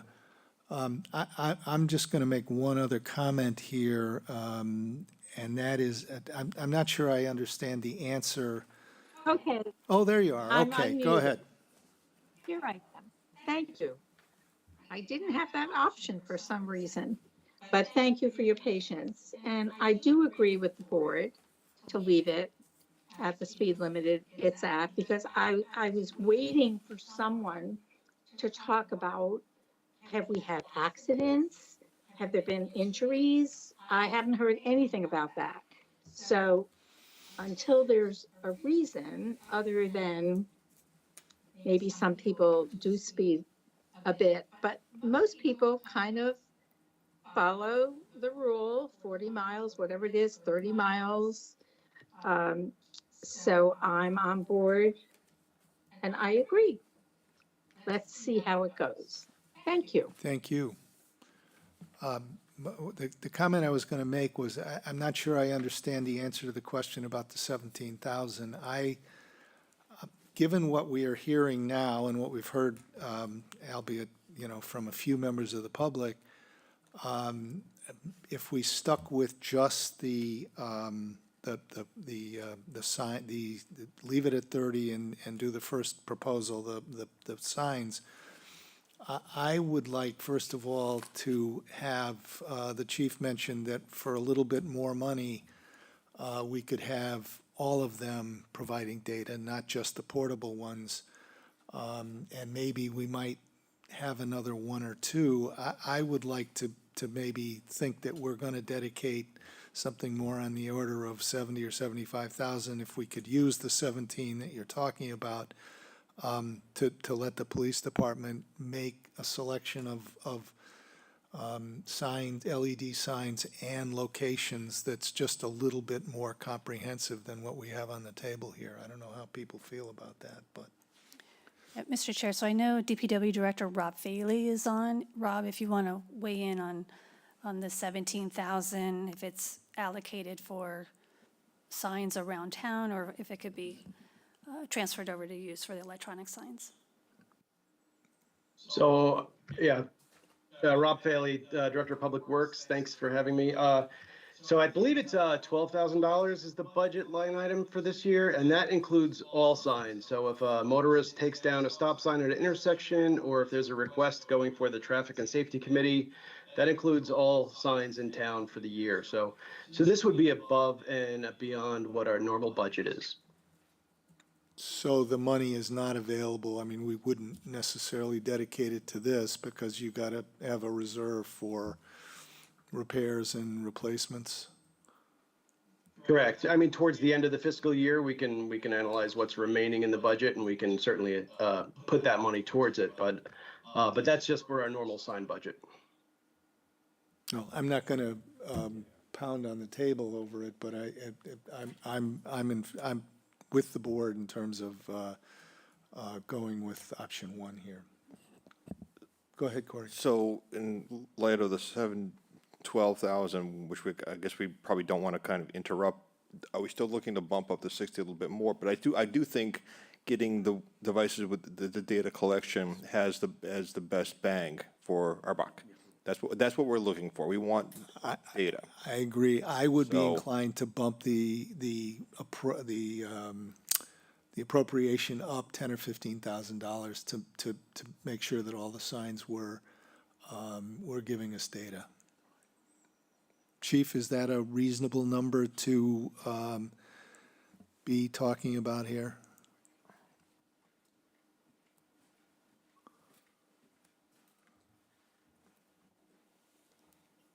The best estimate would be, again, I don't have the numbers in front of me, but if you want to take those 6 stationary LED signs at 4,000, add 1,000 to that for that data collection ability. It's a Bluetooth, you pull up next to it, you download it. That 4,000 is earmarked for just a visual only. So it's an estimate about 1,000 extra per stationary sign. The 5,000 for the portable, that number is included with the battery and the downloadable data. So 66? Add $6,000. Correct. So 66 would do it? It would be close. We'd have plenty. Dean? Can I just ask an unrelated question, but it was brought up by Ms. Timpson. So when you determine, how do you determine where to place, not this street, but the locations on the street, where to place the stationary sign so as to not interfere? Yeah, we work in conjunction with Rob from the DPW. He's pretty much the installation expert. He'll coordinate the logistics as far as dig safe and everything like that. And then we'll have to look at primarily what the canopy is over it. Okay. Yeah. So you're sensitive to that. If we've resolved on a number, thank you, Chief. Thank you. I'm happy to offer a motion to bump it up. You want to go up 66, or do you want to go up to 70,000? Sounds like 66 gets it done. Okay, Sounds like 66 gets it done. okay. Mr. Chairman, I move that we place the article for electronic visual speed display signs on the warrant with the revision that the appropriation be $66,000. Second. All those in favor, Mr. Nacastro? Aye. Mr. Shell says aye. Ms. Davis? Aye. Mr. Dykens? Aye. And Mr. Metters? Aye. Mr. Chairman, I move that we recommend the article. Second. All those in favor, Mr. Metters? Aye. Mr. Dykens? Aye. Ms. Davis? Aye. Mr. Shell says aye, and Mr. Nacastro? Aye. Now, do we need to take a vote to decline to place the second one? No? I think we just don't move it, Mike. Okay, Yeah, exactly. good, okay. Next is the planning board proposal of the zoning map amendment and the zoning bylaw amendment. Welcome, Mr. Chairman and Ms. Planner. Mr. Chairman, I am going to recuse myself for both the zoning map amendment and the zoning bylaw amendment considerations. Thank you. Okay, thank you. Welcome, Mr. Spru. Thank you. So we were here in February for the referral. We did a presentation then. We provided you with a draft of the bylaw then. There is a new one that was issued to you today based on the public hearing that we had last night. I will go through the items. Principally, most of this had to do with, we did get town council's comments on it. There were a lot of little text changes here and there. We felt almost all of those were appropriate, and we did incorporate them. There were numerous ones on that, and then there were a few others that we deliberated on last night, so I'll go through those. I'll give you a shorter version of what we had presented in February. Okay, thank you. So the boundary that we had has been consistent for a while. It did move around quite a bit during the 5-year period of developing this bylaw. But George Ryder Road is to the top left there. 500 feet west of that is the west boundary. Marketplace is to the south there. On the east side, east of Barn Hill Road, 800 feet is the east side of the boundary. Weddleton Road is on the north part of that boundary. I will speak to, because there was some discussion about some of the boundaries that are outside of this, what we do. We had extensive discussions on this. I wanted to go through a couple of points first and then go back to that later on, because there were reasons and thinking that the board members had on why we chose the boundary here and what we are going to propose to do in the future with the adjacent areas. Next. Okay, I think the three main things that we're trying to deal with here is the specific zones that occur within this district. So along the middle stretch there, that's Route 28. All the properties that front on that and to 150 feet, both north and south of that, that's the A1 zone. In the A1 zone, there is commercial and there is residential that is allowed. We established that there needs to be a certain percentage of what is commercial and what is residential in that area. Now, when you go to the other areas which are still lots that front on 28, but are beyond the 150 feet, that's the lighter gray color there, that's zone A2. Now, in there, commercial is not required. It could be residential, it could be commercial too, but there is no requirement in that location. And the darker blue areas, those are the properties which are that are not on 28. They're all off on secondary streets like George Ryder Road. Those parcels have another specific criteria associated with setbacks and uses. So the use table is very specific. It defines A1, A2, and A3 uses. And we vetted a lot of what are the uses that we are looking to do in each one of these zones. I'm sorry, when you say A3, you mean B? Excuse do you me, not? B. Yeah, thank you. Apologize. Yeah, B. no, it's okay. We did change that after a while. Next.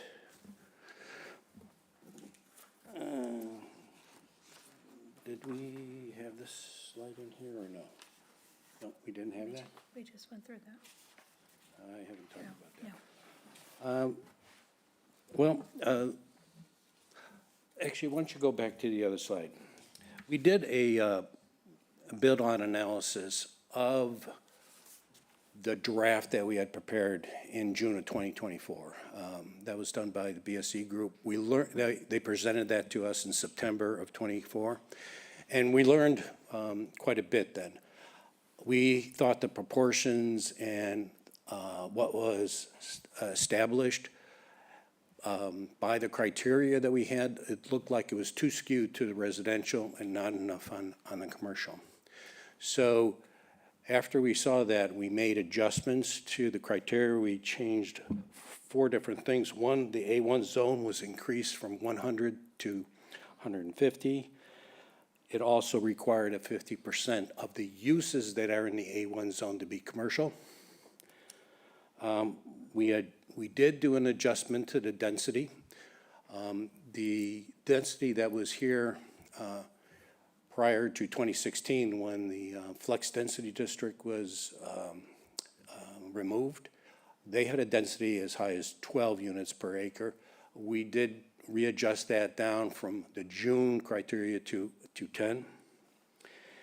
We added a common area landscaping component, and I'll show you what that looks like.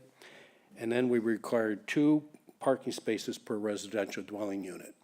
Part of the reason why we're doing these is, 1, we wanted to manage the uses and the correlation on a particular piece of property. 2, we wanted to improve the residential feel of it with a common area. if you're putting in the rear of the, for example, in the A2 zone, more residential, there needed to be something more than just parking and pavement. We looked at, this is slightly different than the downtown village center, where we have some public parking available. There will be no parking, public parking, with the way the district is set up here. So what we did establish is the criteria of two parking spaces per residential unit. And then we also included shared parking and linked parking. And I'll show you some examples of the linked parking.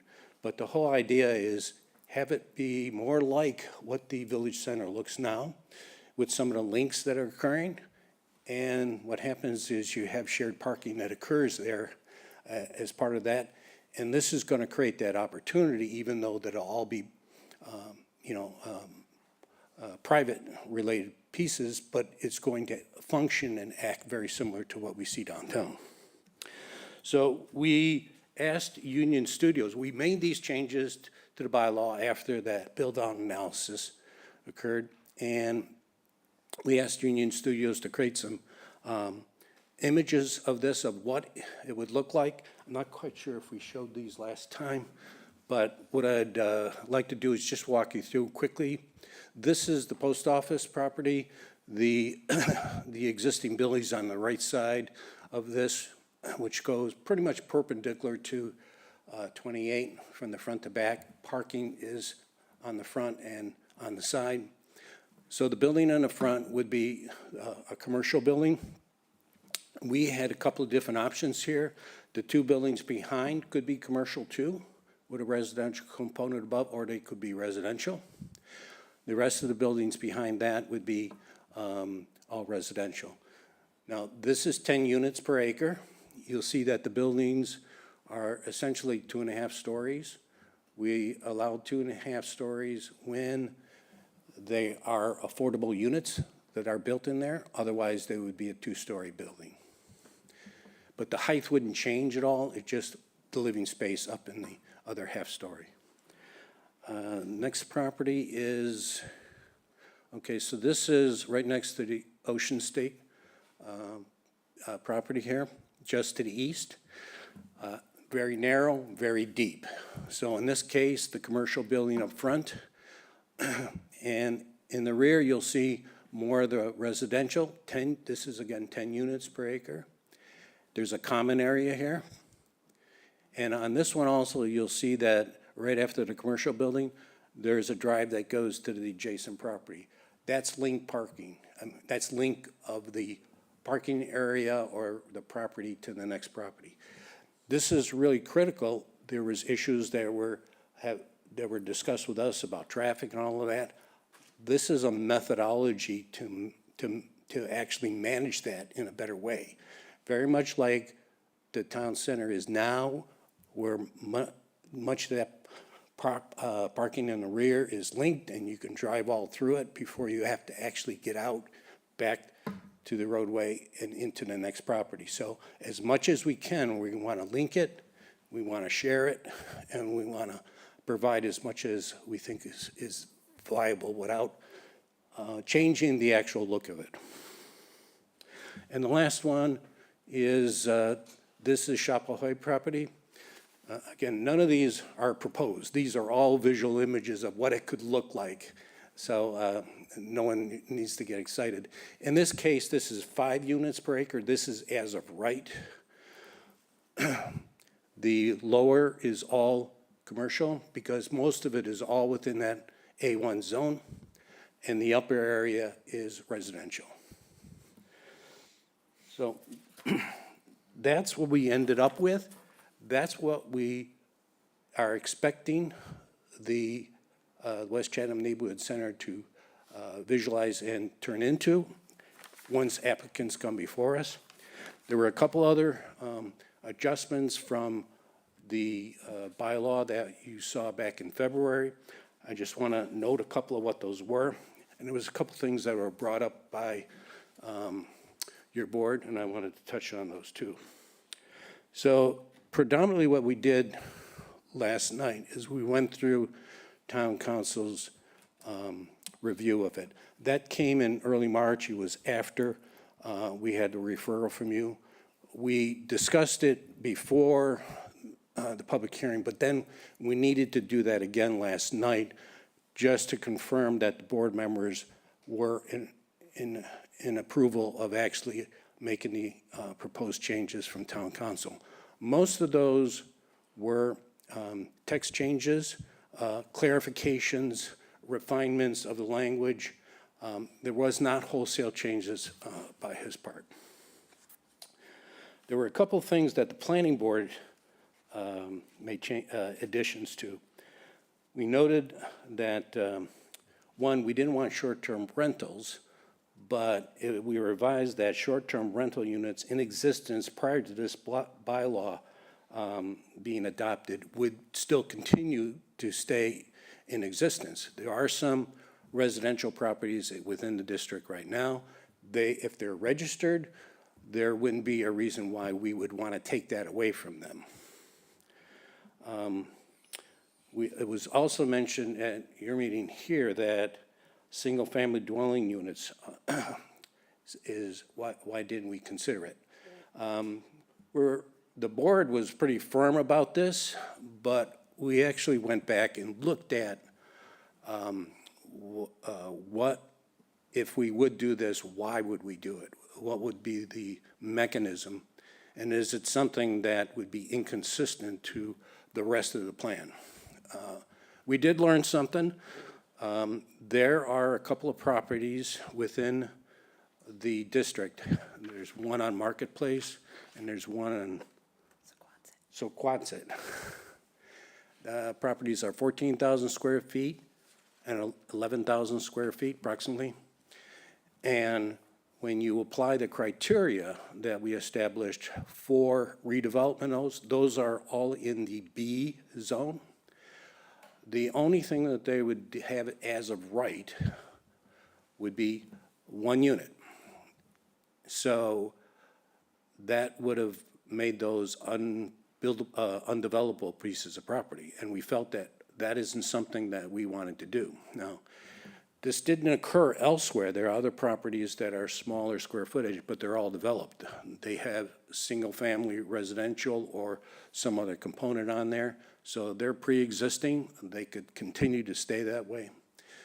But these two vacant pieces of property, which were under 15,000 square feet, they would be a problem if we excluded this from the bylaw, which is what the proposal was before we made the change. So we added a note to the use table. Single-family dwellings on vacant lots with less than 15,000 square feet, which were in existence at the time of adoption of this bylaw, would be allowed. So that would be as of right. Because the whole idea is you apply 5 units per acre, you end up with 1 unit, a little over 1. That would be 1 single-family home, so that would be as of right. But it applies only to 2 pieces of property within the district. And the public comment that occurred last night, there was only one public comment. It was in support of this. They asked that we consider cottage uses on a multifamily dwelling properties, and we did add that to the use table.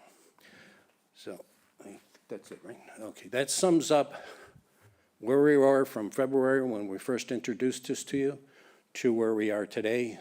The board did vote 6-0-0 on it last night to approve this and move it forward. So we're here to answer any other questions that you may have. Thanks very much. Dean? Oh, excuse me, one more thing. Yep. There was a discussion by our board about the adjacent areas to this, to the West Chatham neighborhood boundaries, okay?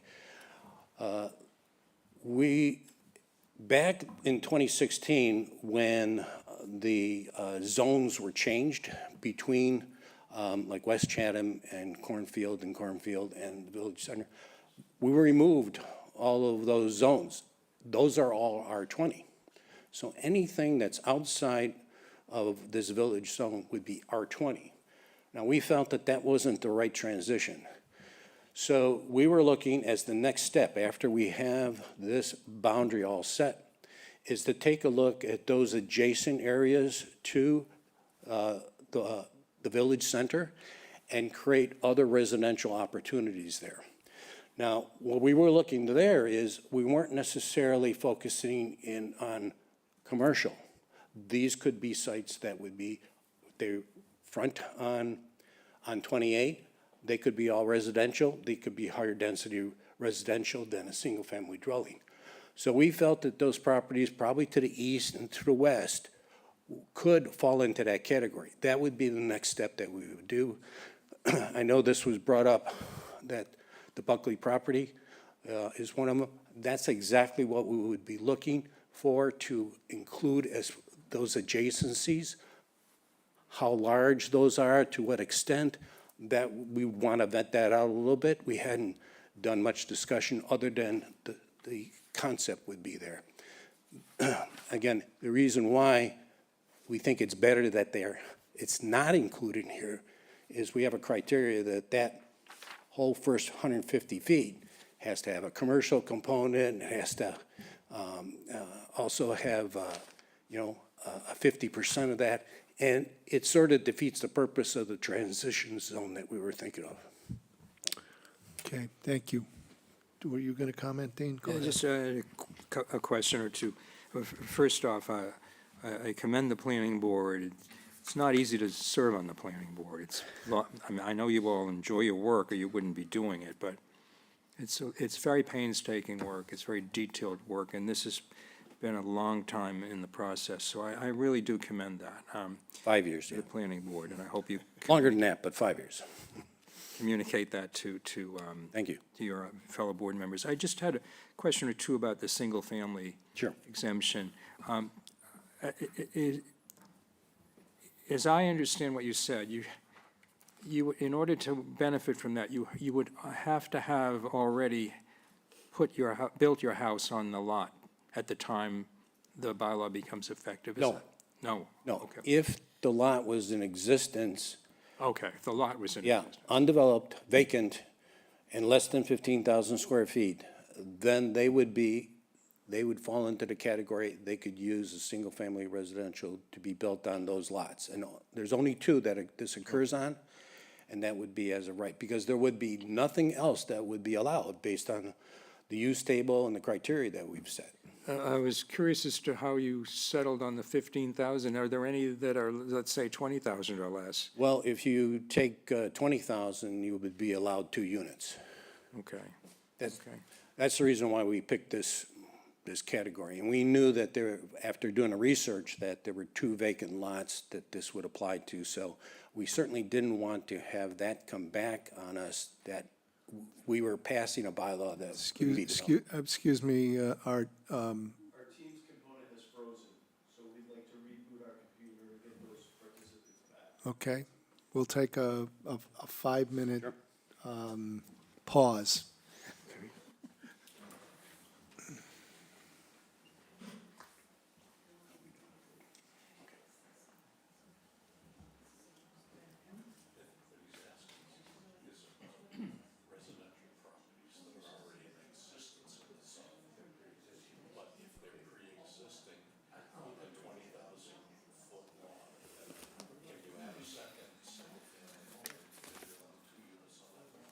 Getting there.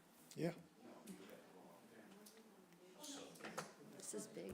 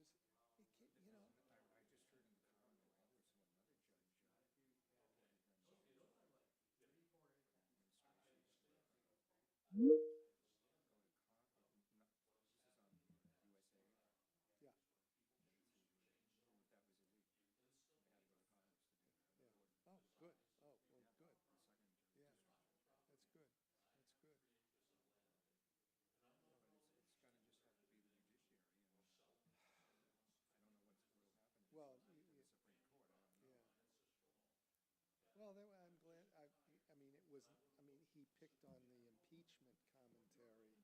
There's a whole lot more. Mr. Faley, Are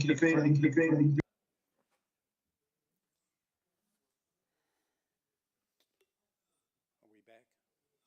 Hang on, I need to get a high sign here. We are back on.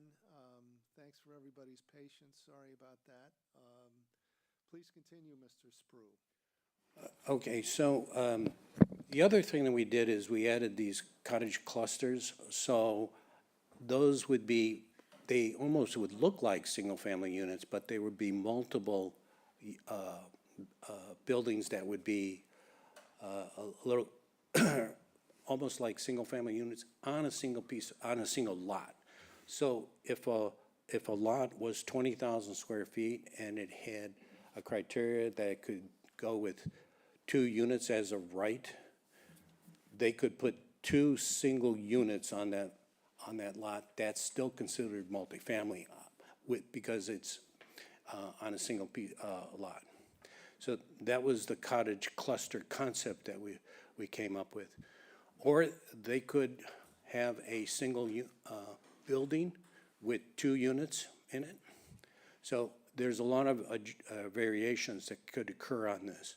But so we're trying to give options for different type of development approaches while still achieving some affordable and attainable housing.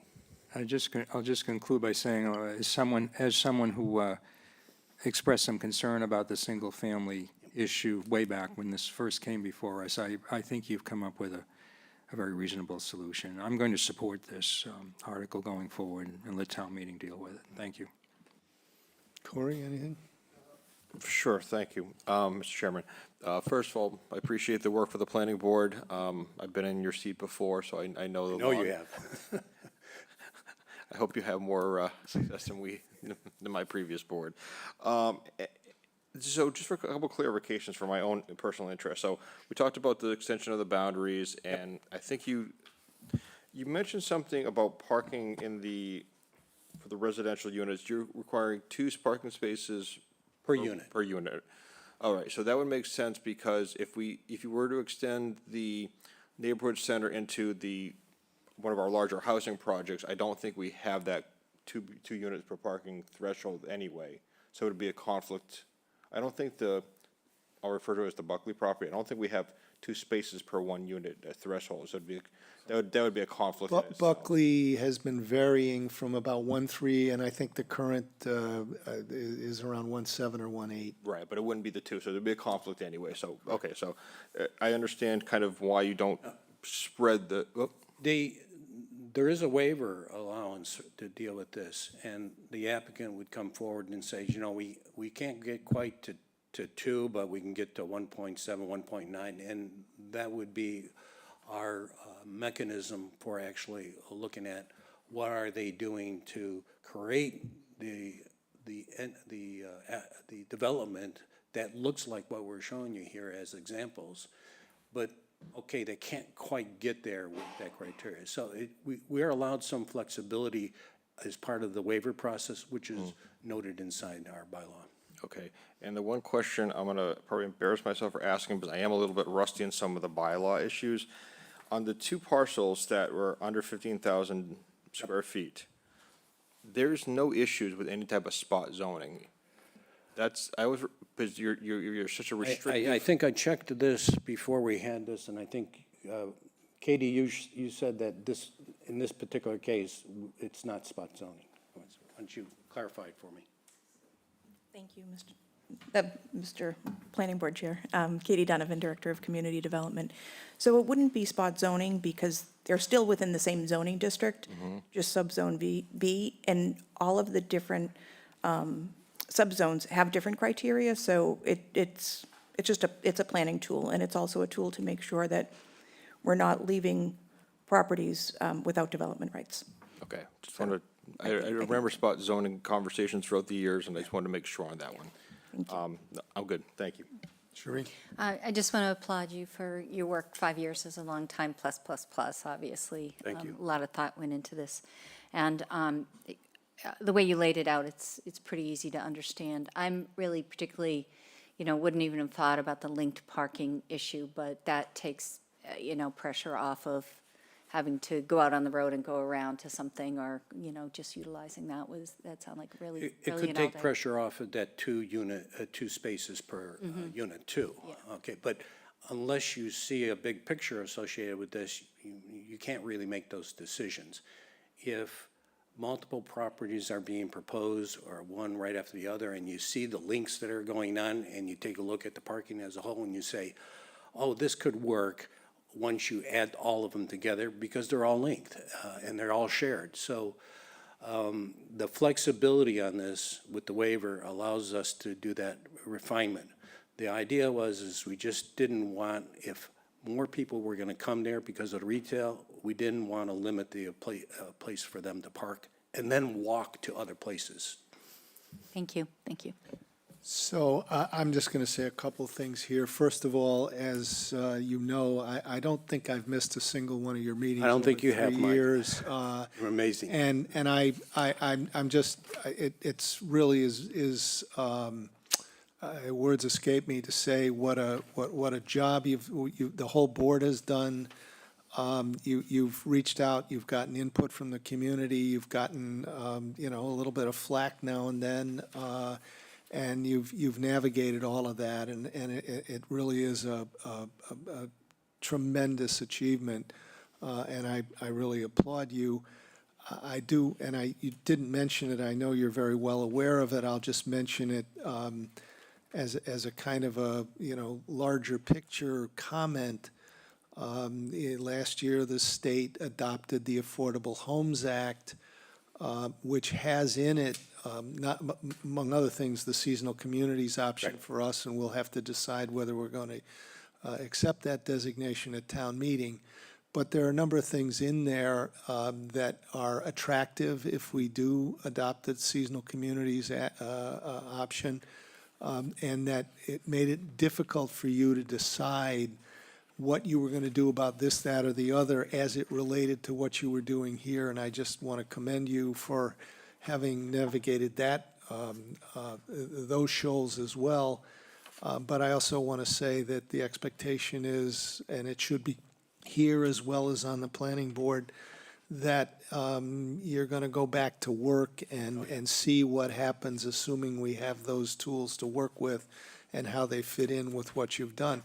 All consistent with objectives that you've been very clear about in terms of what you're trying to achieve with a neighborhood center. So thanks very much to you and all of you on the planning board. So with that, I'll take a motion to place the boundary article. So moved. Second. All those in favor, Mr. Nacastro. Aye. Mr. Shell says aye, Ms. Davis. Aye. Mr. Metters. Aye. Okay, and a motion to recommend? So moved. Second. All those in favor, Mr. Metters. Aye. Ms. Davis. Aye. Mr. Shell says aye, Mr. Nacastro. Aye. And a motion to place the zoning article? So moved. Second. All those in favor, Mr. Nacastro. Aye. Mr. Shell says aye, Ms. Davis. Aye. Mr. Metters. Aye. Thanks very much to both of you. Thanks, We have Christine. to recommend that one. Oh, I'm Do we sorry. do that? I'm Move to recommend. sorry. Yeah. Second. All those in favor, Mr. Metters. Aye. Ms. Davis. Aye. Mr. Shell says aye, and Mr. Nacastro. Aye. Now I'll thank you both. Thanks, Art. Thanks, you. Christine. I get reminded all the time about things I forget. I know. Or you make me feel good when I see you do that. Thank you. Next, we need to consider a license to enter and use the real property at 608, 610 Stage Harbor Road. This is a easement for utility service for the Old Mill Boatyard Pump Station. I'll speak to that. You want to again. do that? Okay, Yeah. Kathy, thank you. So what you have before you is, you had seen this previously, and on February 18th. At that time, there was a little back and forth in terms of the language on the license and easement. That has since been addressed, National Grid went back to the original proposed work, and you have a license here that could be, if approved, executed by the town manager to connect the Old Mill Boatyard Pump Station for natural gas services. An easement is still required because there will still need to be access given to National Grid to maintain and access the equipment that they will need to place. So that's the second part in the article that has been reviewed and approved by town council for town meeting, should you wish to place that. But it's pretty straightforward now. Everything has been pretty much agreed upon in the license. There is still some edits that are being finalized with the easement, and we're also asking that you, if you do place the article, to allow the town manager to approve the final language for the easement as determined by town council and the utilities council. We're trying to connect those two to hammer out that. There's one small section about liability that we're trying to get them to connect on that they seem to have a slight disagreement on. So that's what is before you now. Questions? I'll take a motion to authorize the town manager to execute the license agreement. Mr. Chairman, I move to authorize the town manager to execute the license to enter and use real town property at 608 to 610 Stage Harbor Road as presented by the Boston Gas Company doing business as National Grid. All those in favor, Mr. Metters. Aye. Mr. Dykens. Aye. Ms. Davis. Aye. Mr. Shell says aye. Mr. Nacastro. Aye. Mr. Chairman, I move to place an article on the 2025 annual town meeting warrant to grant an easement for utility service at 608 to 610 Stage Harbor Road for service to the new pump station at the Old Mill Boatyard, pending final language on the easement as approved by the town manager.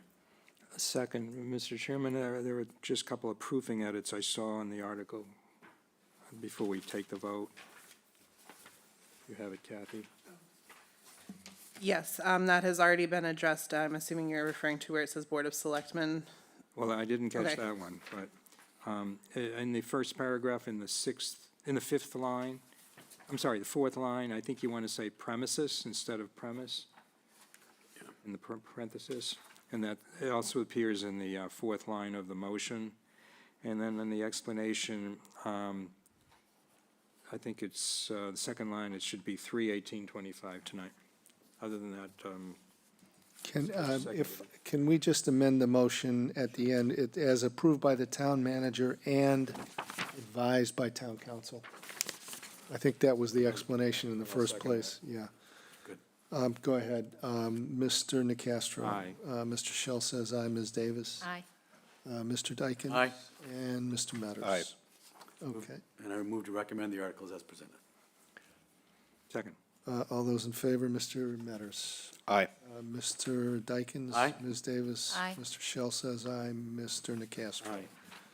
Okay, thank you very much. And next, we have a similar grant of an easement for utility service at 365 Main Street for the Eldridge Garage and Parking Lot. Are you on tap for I that as can well, be, Kathy? and Thank if you. Katie needs to add anything, she can, but this is to grant an easement to Eversource at 365 Main Street for the Eldridge Garage and Parking Lot. The electric vehicle chargers have been, it's to complete work on the electric vehicle charging stations, which I believe have gone live. Yes, they are energized. So this easement is just to allow them to be able to enter and maintain the equipment that they've placed in addition to what the town has placed. Questions? And I take it the form of the easement has been approved by council on both sides? Yes. Okay, okay. Questions? Mr. Chairman, I move to place an article on the 2025 annual town meeting warrant to grant an easement to Eversource for 365 Main Street, Chatham, Eldridge Garage and Parking Lot as presented. Second. All those in favor, Mr. Nacastro. Aye. Mr. Shell says aye. Ms. Davis. Aye. Mr. Dykens. Aye. And Mr. Metters. Aye. Mr. Chairman, I move to recommend the article as presented. Second. All those in favor, Mr. Metters. Aye. Mr. Dykens. Ms. Davis. Aye. Mr. Shell says aye, and Mr. Nacastro. Aye. Thank you. Okay. Mr. Eldridge, welcome. You have, I think, 3 things you want to present to us. Okay.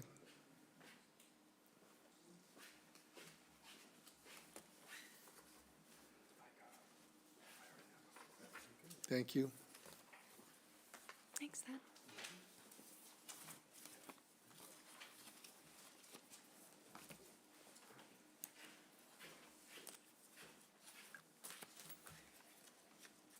Good evening. Good evening, welcome. Sorry. Thad Eldridge. I'm with a group called Impact Chatham. We're looking at 3 zoning articles that we've filed. The first one is a Conservancy District setback. This was filed last year, and we've gone through the full planning board process. So zoning is fun, subject to a lot of interpretation, unintended consequences, and the like. So in 1985, town meeting adopted changes to our conservancy districts requiring setbacks and so forth, primarily. The great one there is setbacks from the floodplain and coastal banks. In 2012, we adopted a zoning bylaw regarding accessory structures, which failed to uphold the setbacks from the conservancy district. In the 12 years between 2012 and 2024, we didn't recognize that we could violate the setback with these accessory structures. And an attorney came along in 2024 and said, well, when we adopted the 2012 bylaw, it really doesn't say that we have to meet the setback. Our board looked at that and said, well, we know the intent. In fact, one of the authors of the 1985 bylaw is on our board. We know that it was never intended to allow accessory structures to be located within the setback. So we brought forward this article just to clarify it, to fix this unintended consequence that wasn't even recognized for 12 years. So it gets a little confusing because usually zoning doesn't include conservation districts. Chatham is a little unique that way. So how many towns do have a setback from a floodplain or a coastal bank? So we have that because we saw that we should protect these areas and we should push development away from it. With the bylaw change in 2012, the primary structure still has to be located the setback away. In coastal situations, that's 50. In inland situations, it's only 25. So it seems a bit odd that we could have accessory structures closer to these resource areas in some cases. If you're dealing with a detached garage or a bunkhouse, it's kind of odd to have it in front. On the other side, if we allow these, there are a number of properties that were developed with the building 50 feet back from the conservancy district. And there's really no space for a pool on those properties. So if the town meeting wants to put a pool on every lot, then they would deny this amendment. If we want to uphold what we've traditionally used since 1985, then we'll approve the amendment. I'm happy to answer questions. This has, am I correct, this has been to the planning board and comes with a recommendation from the planning board, is that correct? This one does, yes. Yeah, okay. Any questions here? And the recommendation was favorable? It was. Okay. And FinCom also gave a preliminary or temporary. I'll take a motion. Move to place? It's placed, we're just recommending here. Move to recommend. Yeah. Gotcha. Okay, we have a second from Mr. Nacastro. All those in favor, Mr. Metters? Aye. Mr. Dykens? Aye. Ms. Davis? Aye. Mr. Shell says aye. Mr. Nacastro? Aye. Okay, next case. Alrighty, again, Thad Eldridge, Impact Chatham. Stormwater in the Conservancy District. When we adopted the conservancy districts in 1966, it was the wetlands in town. In 1979, we included every wetland. So we're talking about the ponds, the swamps, salt marshes, and so on. And in 1985, we increased that to include all of the floodplains. And in 2014, many of us know that the floodplains increased significantly. There was a restriction that you can't regrade, fill, or cut land within the conservancy district, and the idea originally was to protect those wetlands. We have a great amount of development located within our floodplains, within the conservancy district. Roads, houses, other infrastructure. We can't redirect stormwater flows to low points. We can't treat and dispose of the stormwater runoff in an adequate way. On the second side of the flyer that I've handed out, it kind of shows the problem that we run into. A traditional stormwater system with basins and pits, that gets pretty deep. Shallow ones get very large. These areas are pretty low. So the groundwater is high. So we don't have the room to put traditional stormwater systems in these areas.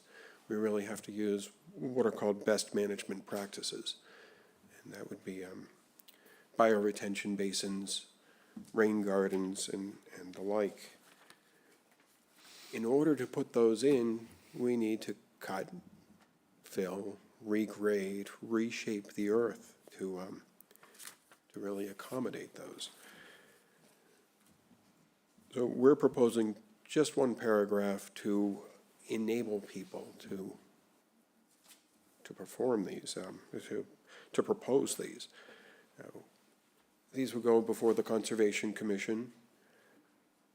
In the case of large projects with an acre or more of disturbance, these would go before the DPW in the stormwater bylaw review.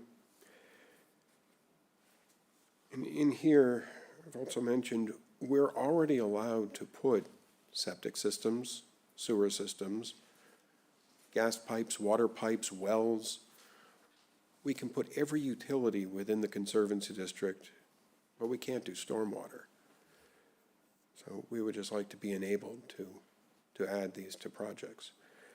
The Finance Committee liked the proposal. Their one question was, what are the downsides to this?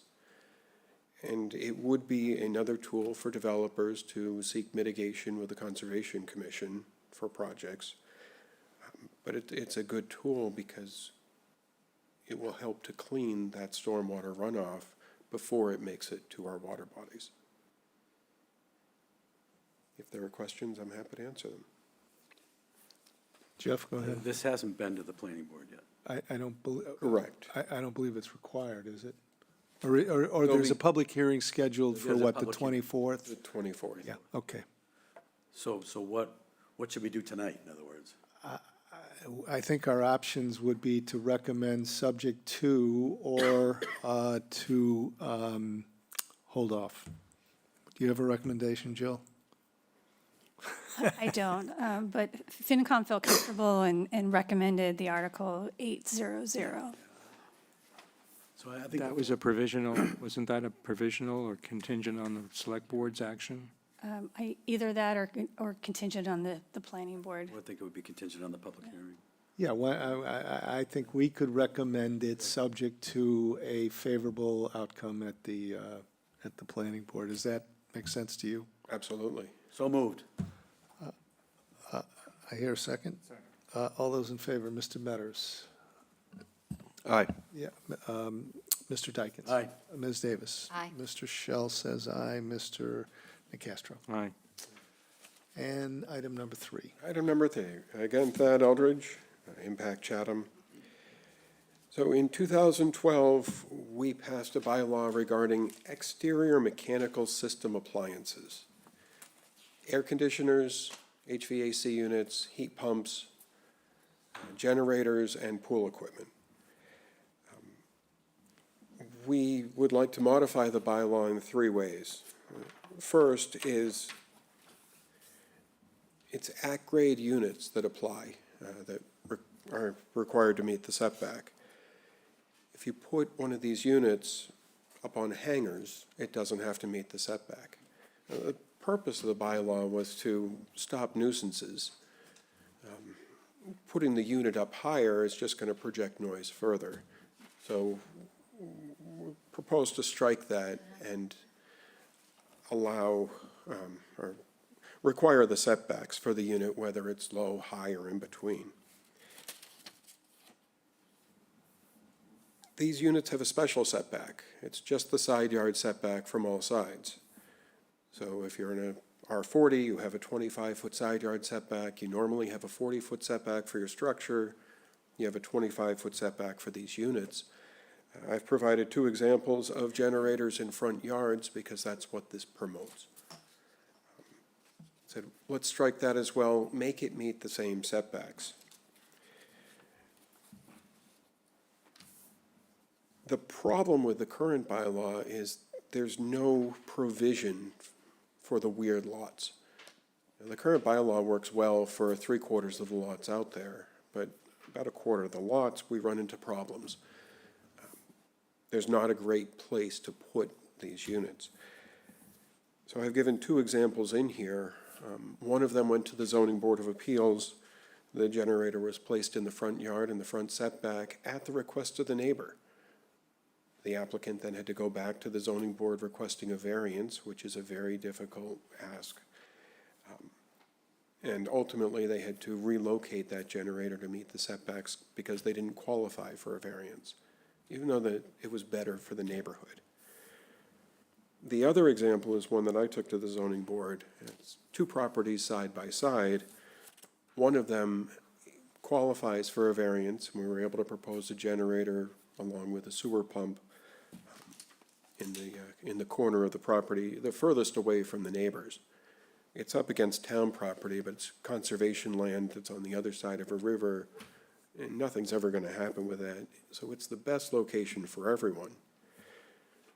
When we had the second one and said, let's put the second generator right next to the first, we could not qualify for a variance because there's conforming location on that property where we could put it. I love this one because the neighbor wrote a letter opposing the variance request immediately, and then wrote a second letter in saying, skip that letter. I just looked at the plans. This is perfect for me, but it couldn't be approved. So rather than the variance, we would like to enable a special permit through the Zoning Board of Appeals to reduce setbacks. That, of course, would be a butter notified. Butters could make a comment. One of our criteria at the Zoning Board of Appeals is noise and litter. There has been talk about removing that in the past, but this makes it more important than ever. If there are questions, I'm happy to answer them. And this is another one that's. This one hasn't been to the planning board at all. The Conservancy District, I had gone to the planning board with a preliminary discussion. This one, I haven't even had a preliminary discussion with the planning board. Do you have time to get to them and get a special, a hearing? For the 24th. 24th, right, okay. Same motion. That's, yeah. Second. Okay, all those in favor, Mr. Nacastro? Aye. Mr. Shell says aye. Ms. Davis? Aye. Mr. Dykens? Aye. And Mr. Metters? Aye. Okay. Thank you. And I assume we'll hear back from the planning board on those 2. Thank you. Hope so. Thank you. Have a great night. Okay, next, citizen petition article, general bylaw amendment, chapter 10-5, Affordable Housing Trust Fund. Carol Gordon.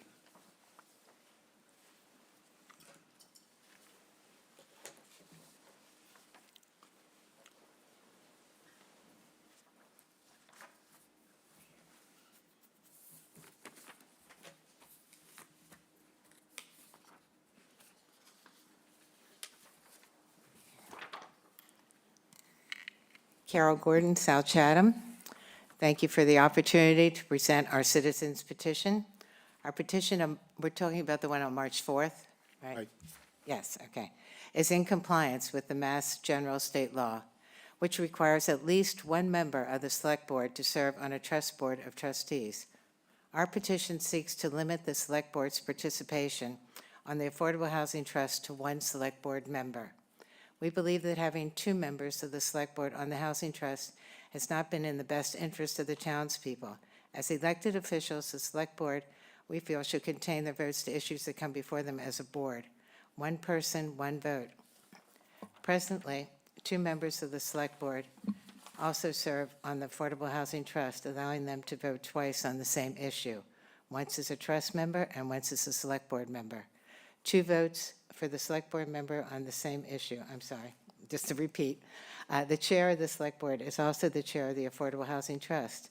Some people believe this is a form of double dipping, resulting in undue influence and overreach. Many of us only get 1 vote. And finally, just to have 1 Select Board member on the Housing Trust, it just makes good sense, and it also makes good government. And that's why we're putting the petition forward. Thank you. Thoughts, questions? I'm just going to note for the record 2 things. First of all, in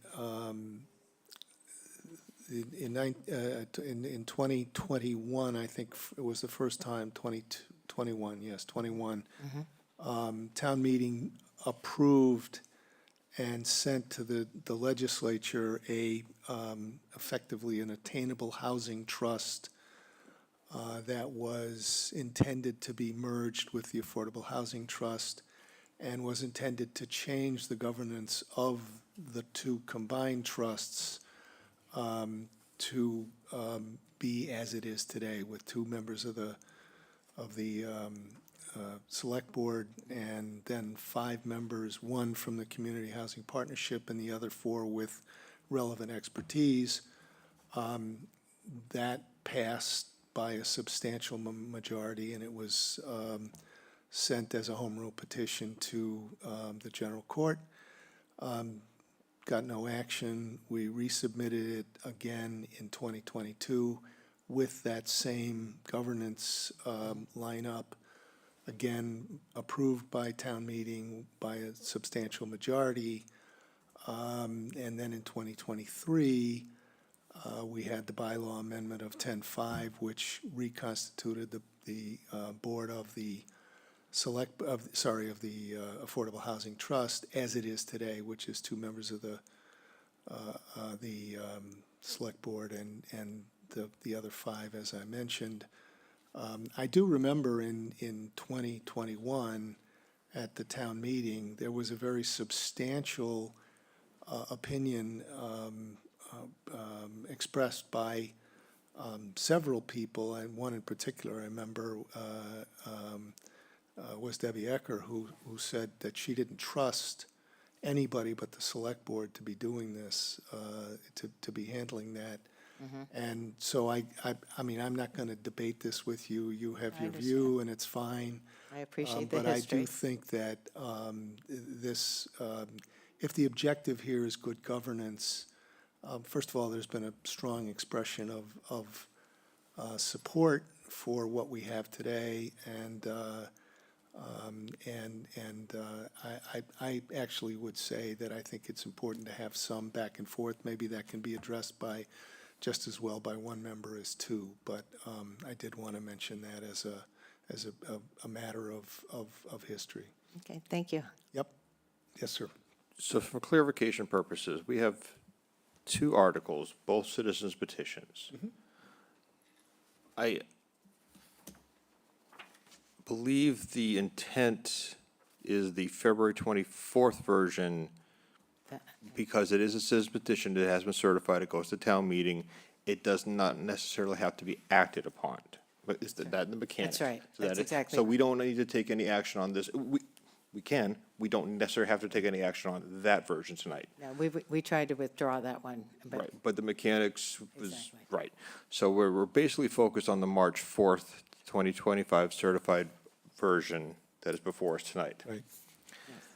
So it automatically goes to town meeting and then, of course, we are here to make a recommendation, yea or nay. Rick?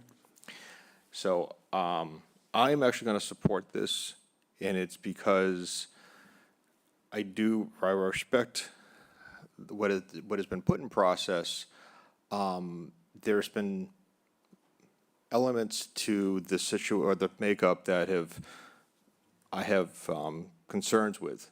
And to not go deep into the weeds, I think when we have any two members of the select board on the committee, it's created a kind of an awkward situation because it, by default, has eliminated the remaining three from some substantial conversations, which has clearly created some awkward dialogue over the last several months. So,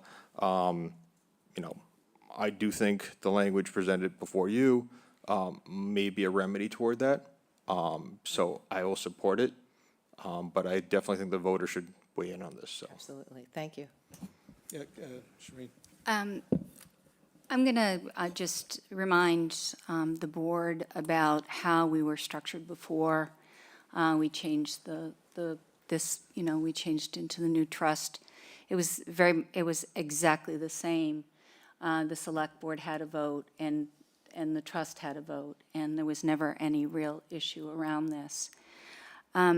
If this passes, I'm going to abstain from voting for this, but I do want to say this. If this passes, for me personally, it makes me extremely sad because I've done a lot of work on this committee, and my tenure's up my term's up this year, 2025. So I'd be the one that couldn't be, my position would be the one that would be lost to the trust. It makes me sad because of, personally sad because of the number of years I've spent on affordable housing projects in the town. But I understand that this will go before the town will get to vote on it, but I'm going to abstain because I can't place the vote. Dean? Thank you, Mr. Chairman. I'm going to support this. Essentially, I think one select board member on the trust is enough. I understand what Shereen is saying, and clearly Shereen has devoted considerable effort over the years on the housing issues. If this were to be adopted by the voters at town meeting, it is not necessarily the case that a change in who the representative from the select board couldn't be made. That would depend on the interests of those willing to serve on that board. The reason and I want to stay away from personalities here, but I have felt that whether we are dealing with circumstances like the approval of the LDAs or the approval of the recommendation of the town manager to award these development rights to certain developers, and we've had joint meetings, or whether we're dealing with situations where the Affordable Housing Trust has made a recommendation to us, that the trust, in effect, has a presence on this board of 40% of the board. And I think the select board has a broader mandate, a broader perspective that it is supposed to take on housing than the trust has. The trust has a very focused, and they're supposed to have a very focused effort on housing.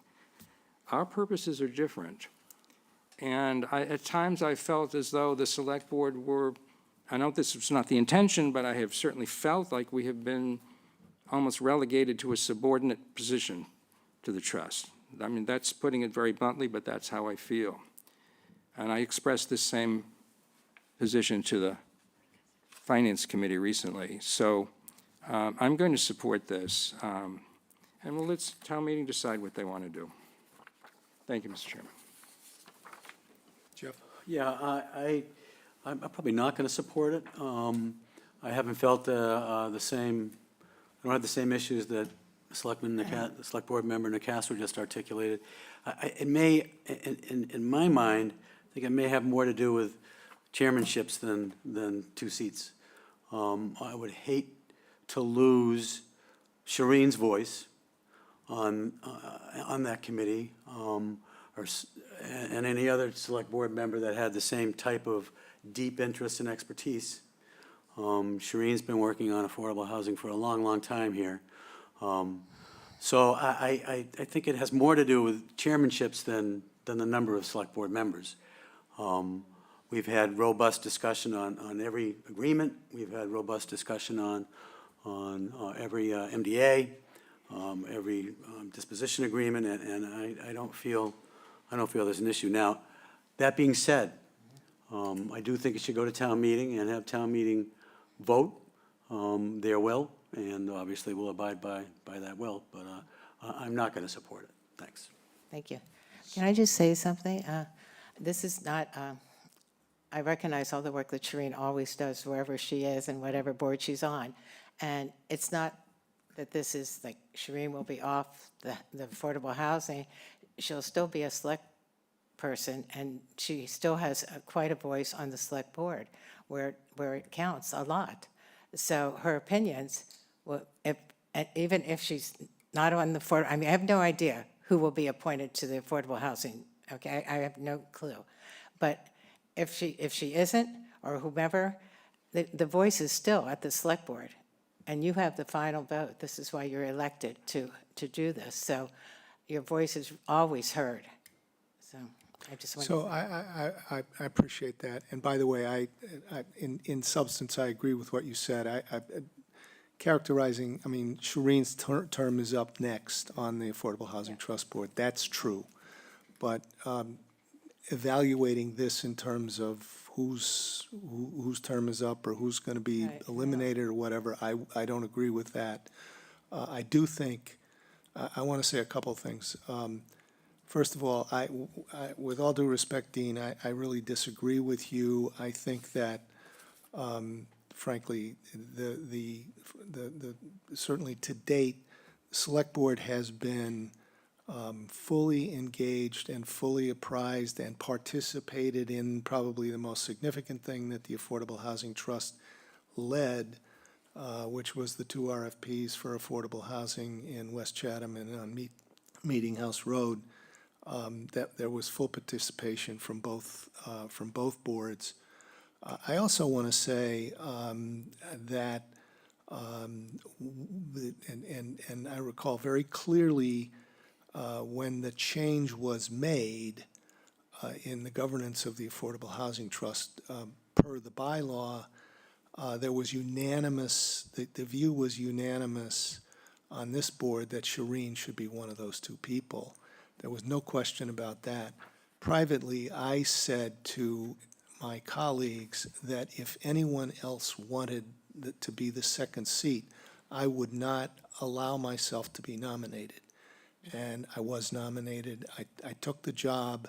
I don't think that I did that because I had any desire for more work or an agenda or anything else. Indeed, I thought I was doing a service. And I question whether this, from a governance point of view, this is an improvement.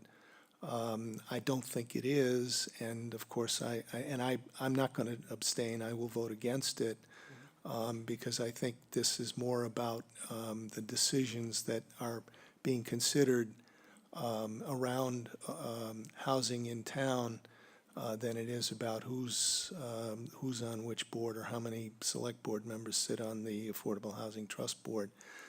But that's just my personal opinion. So with that, I see we have two people in from the public who would like to speak. I'll start with Ms. Stern. Hi, thank you. I'm unmuted this time. There you go. We can hear you. Okay, thanks. I think everybody has done the best job they can. It's not an easy job to do. But I think from what I've heard and the feedback I've gotten is that some of the public also feels like they've been dismissive or treated dismissively. And a lot has changed since 2021. So I think that it really is the board's responsibility to take it to the public, to take it to town meeting, and let's see how they feel.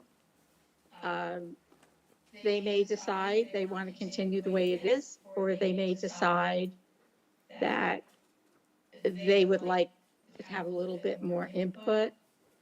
And I think it's up to them, but please don't dismiss this, because then they're really going to feel like they've been missed it right. And I think it would be for the good of the public and the board to let this go to town meeting. Yeah, and if Thank I you. may, I don't mean to be responsive, but just to clarify, this will go to town meeting. It will be on the warrant. The only question here is the recommendation of the select board. It will go to town meeting and it will be voted on. Okay, then I will change what I said. Don't let the public feel that you're dismissing them. You're the board.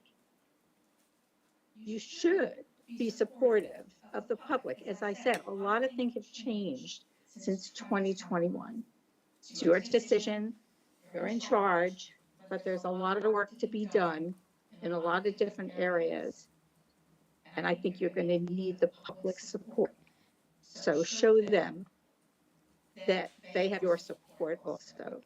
Thank you. Thank you. Ms. Gibbs? Yes, thank you. I would like to echo what Select Board Member Nicastro had said, that by definition, the affordable housing has, their primary objective is affordable housing, and the Select Board represents the entire community on a whole host of issues. And with all due respect, I believe as chairman of the Select Board and Affordable Housing, the right thing to do tonight would be to abstain or recuse oneself. I think Ms. Davis did the right thing by saying she would abstain. It's part of the bigger issue that we continue to have, where a select board member votes twice for both. And that should not continue. I support this. I think one select board member is plenty. I think that there are many people in the community that would like to serve. The state actually recommends that a planning board member be on the Affordable Housing Trust. And I think you'll see tonight, or you saw tonight, with the issues surrounding the West Chatham neighborhood, that it would be very helpful if a planning board member had been on the Affordable Housing Trust early on in the process. I think they offer a lot. We could preclude a lot of problems as the affordable housing proposals have to go before the ZBA and the planning board, et cetera. So I think it's beneficial to the town, and I think that just by the chairman voting is going to just tell the public exactly what the issue is that you can vote on to as a chairman or as a member of the select board and the Affordable Housing Trust, and it's a conflict potentially down the road. Thank you very much. Thank you. Anybody else?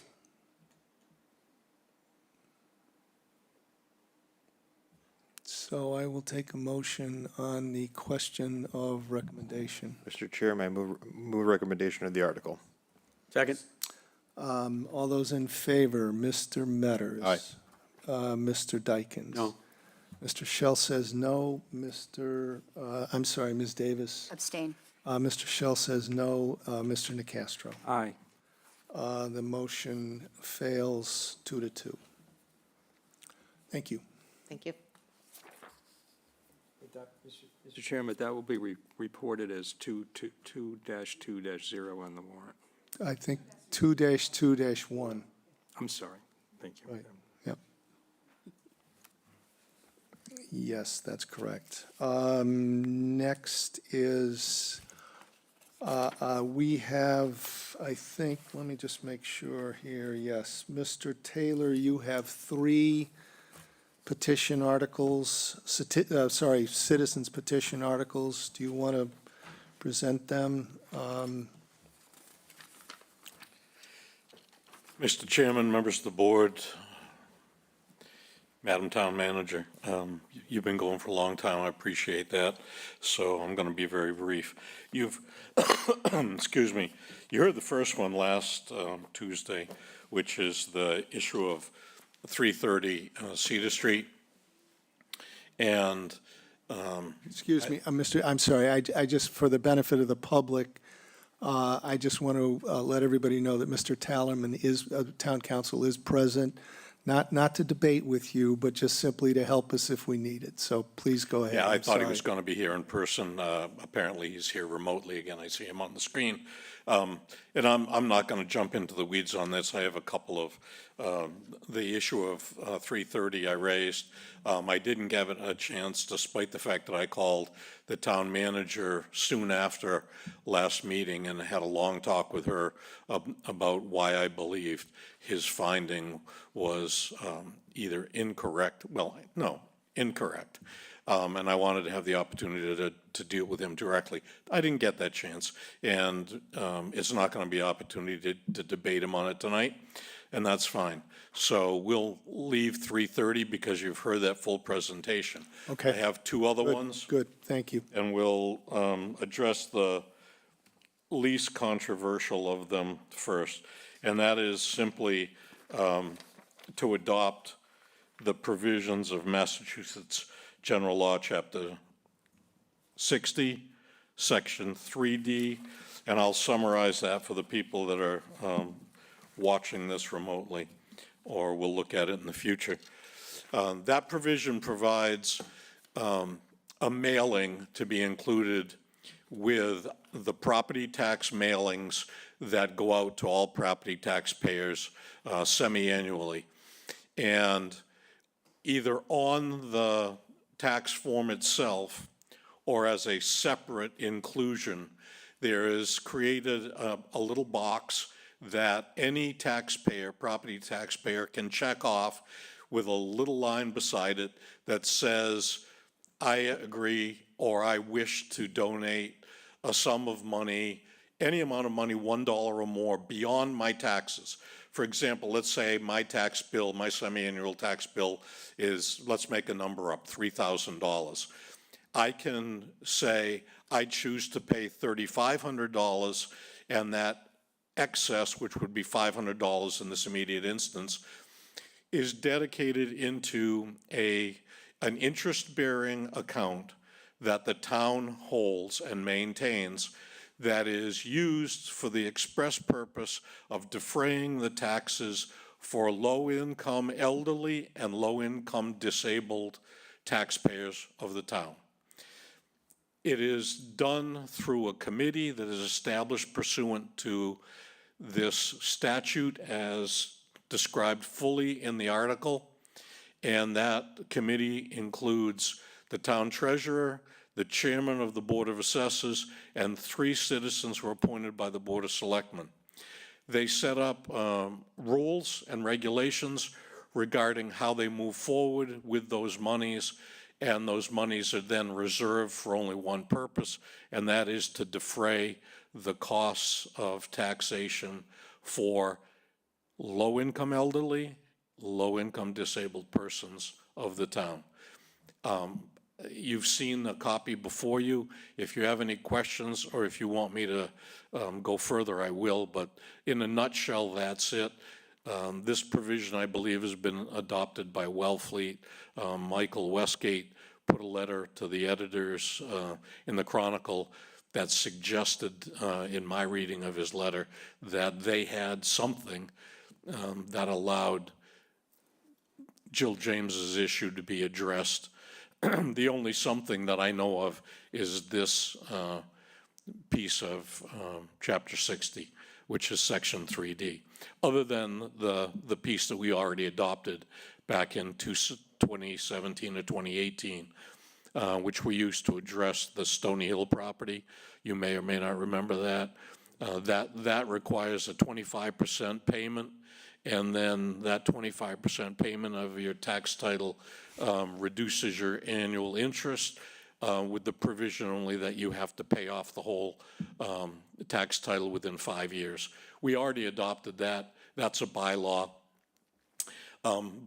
Standard practice is if we as a town adopt statute, which is what this is, it would be incorporated as a bylaw of the town, which means automatically if town meeting approves this, it will go before the Attorney General before any action can be taken, and the Attorney General will review it as a matter of law and pass it back to us with the Attorney General's approval, and then it would be the town clerk that would build it into our bylaws. And then it would be up to the town treasurer, the chairman of the Board of Assessors, and the Board of Selectmen to stand up the committee, and for those people to then promulgate rules and regulations.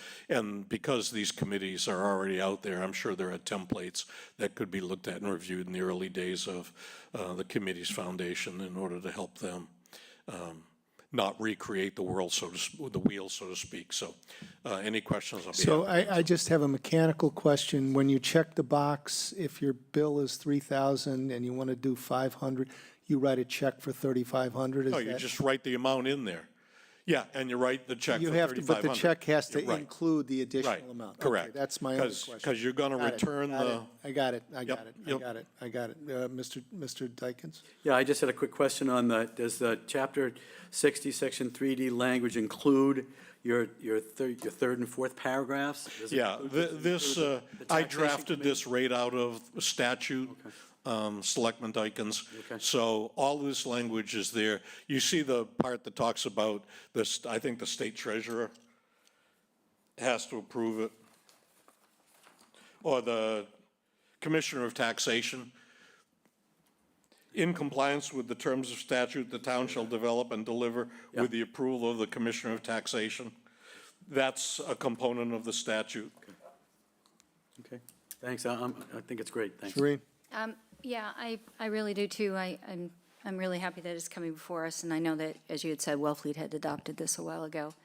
A couple questions, though. I just, like in a bigger picture, Seth, what precludes somebody from taking advantage of? That's the whole point of having a committee. And I can give you my vision of how this should work.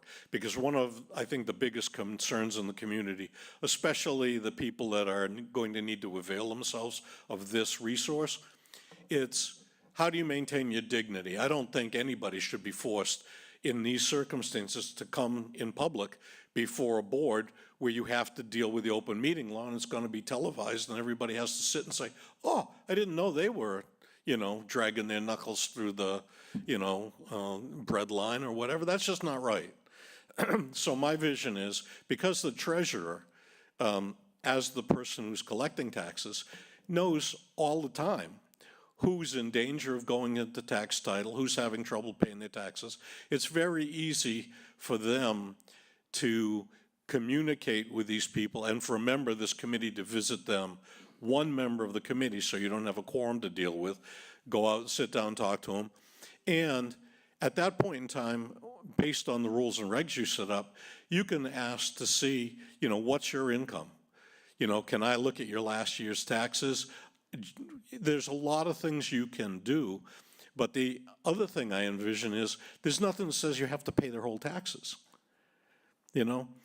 We charge, I believe, 33% or a third of an individual's income to live at the anchorage for their ability to be there.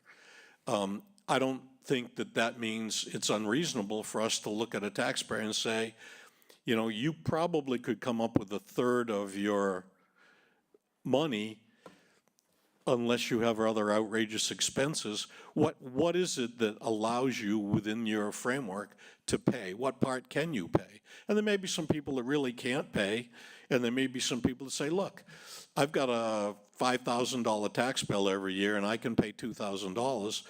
And it goes back to the committee, and the committee can talk about it and say, yeah, I think we ought to pick up the $3,000 under conditions that they set, which are fair and equitable for everybody that comes before them. So if I may, I want to let Shireen No, that- ask her question. Yeah, that was the question, and yes, I'm assuming there'd be mechanisms and checks and balances, obviously. I didn't, and whoever's going to develop this program in the future, if it gets adopted, probably will give us an overview of that to begin with. Or the select board, the sitting select board to begin with.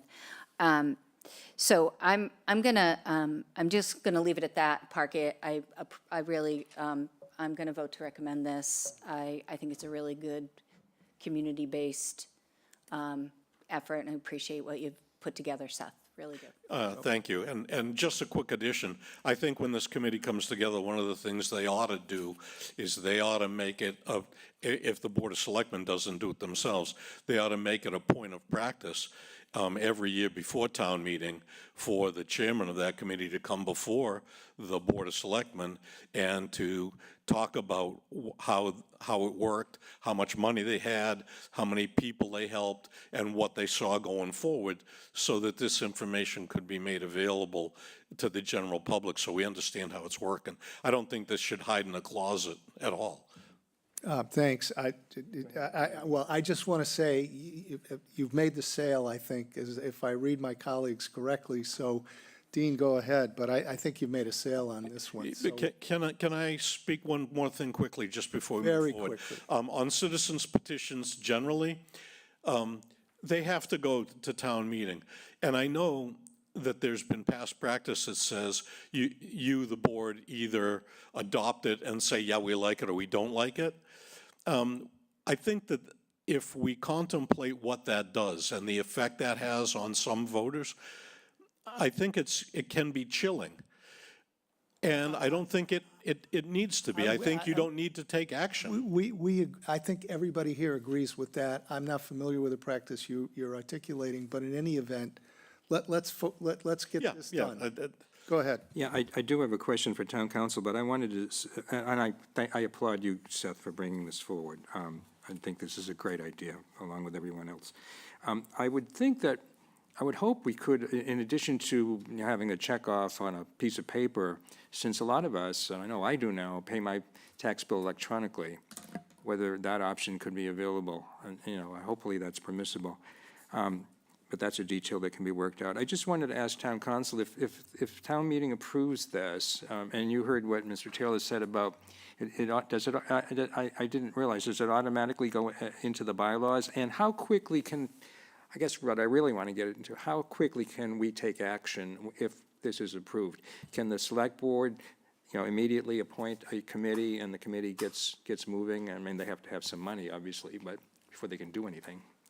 But how does this get implemented? Do we have to go back to town meeting? No. So let's be clear about this. There's no necessity for a bylaw here. Again, Jay Tallerman, town council, sorry. There's no necessity for a bylaw here. This is a simple acceptance statute. You're not creating a bylaw. It doesn't require attorney general review. You develop a program, and there's a lot of good examples in other communities where they set up application processes and income limits and other criteria. If you accept it, it's a simple acceptance statute, and you got it. And then as soon as town meeting votes are certified, you can start to implement it, build up the community, survey probably what other towns have done, develop a set of rules and regulations, and get right to work on this. So if I may just follow up to that, Jay, is there anything in the text of this petition article that in any way complicates our acceptance of this provision?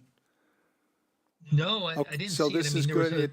there was a mild error there, but in the language that in the draft. but I viewed it as largely surplusage. This looks to me like it's a generic, even though the language is repeated there, it looks to me like a generic acceptance article here, nothing more, nothing less. Well, there's nothing in the language of this motion that says I move to create a bylaw. It doesn't say that. Understood. The It's fine. reference I made before is because when we adopted the section of Chapter 60 that allows that 25% in 5 years, that did generate a bylaw. Okay. So it's almost identical in how it was pulled out of Chapter 60 in that was adopted by the town and it became a bylaw. I don't recall the mechanism of that, whether it was proposed that way or not, but it is a bylaw. Okay, Jeff? Yeah, just quickly, just wearing my CPA hat, want to be very clear to taxpayers that in your example, Seth, the $500 is not tax deductible, but is it a charitable contribution? So I just want to put that on the table, and that's for Jay and perhaps for other, I'd like to see how other towns have handled that, but Okay. you have to be very clear, because you write a check for $3,500, that's not a $3,500 deduction from your income taxes. No, and whether the $500 is or not, I don't know. I mean, neither, but I think it's a question, thanks. Yeah. Okay.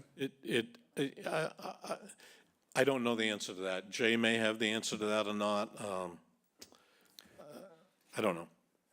I think we're going to leave it. I just One think we need to could raise hope that it. it might be, but I don't think anybody's going to be able to say definitively that it will be deductible as a charitable deduction. So, yeah, Dean, go ahead. I'm gonna move to recommend. Good. Second. All those in favor, Mr. Nacastro. Aye. Mr. Shell says aye. Ms. Davis. Aye. Mr. Dykens. Aye. And Mr. Metters. Aye. Thank you. Do you want to talk about the first one? The first one is 330 Cedar Street. Oh, no, I'm sorry, The second one today that has not been before you. right, that's the one I was This would be inviting the you. third of three. I will just summarize. Again, this one is promulgated on a couple of points. One, I want to see this fund succeed.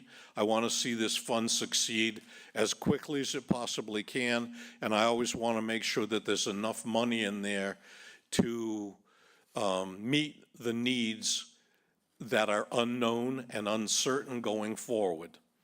And that's the point and purpose of, the primary point and purpose of this next one.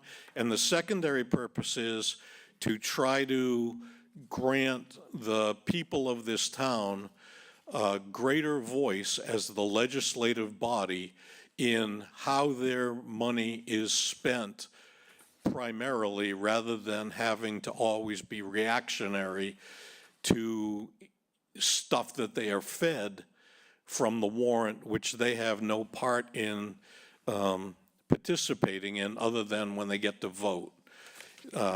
None of the places where their money is spent did they get to put on the floor. They got $100 million that they're asked to spend, and none of them get a chance to say other than, well, gee, I really don't want to spend it for that.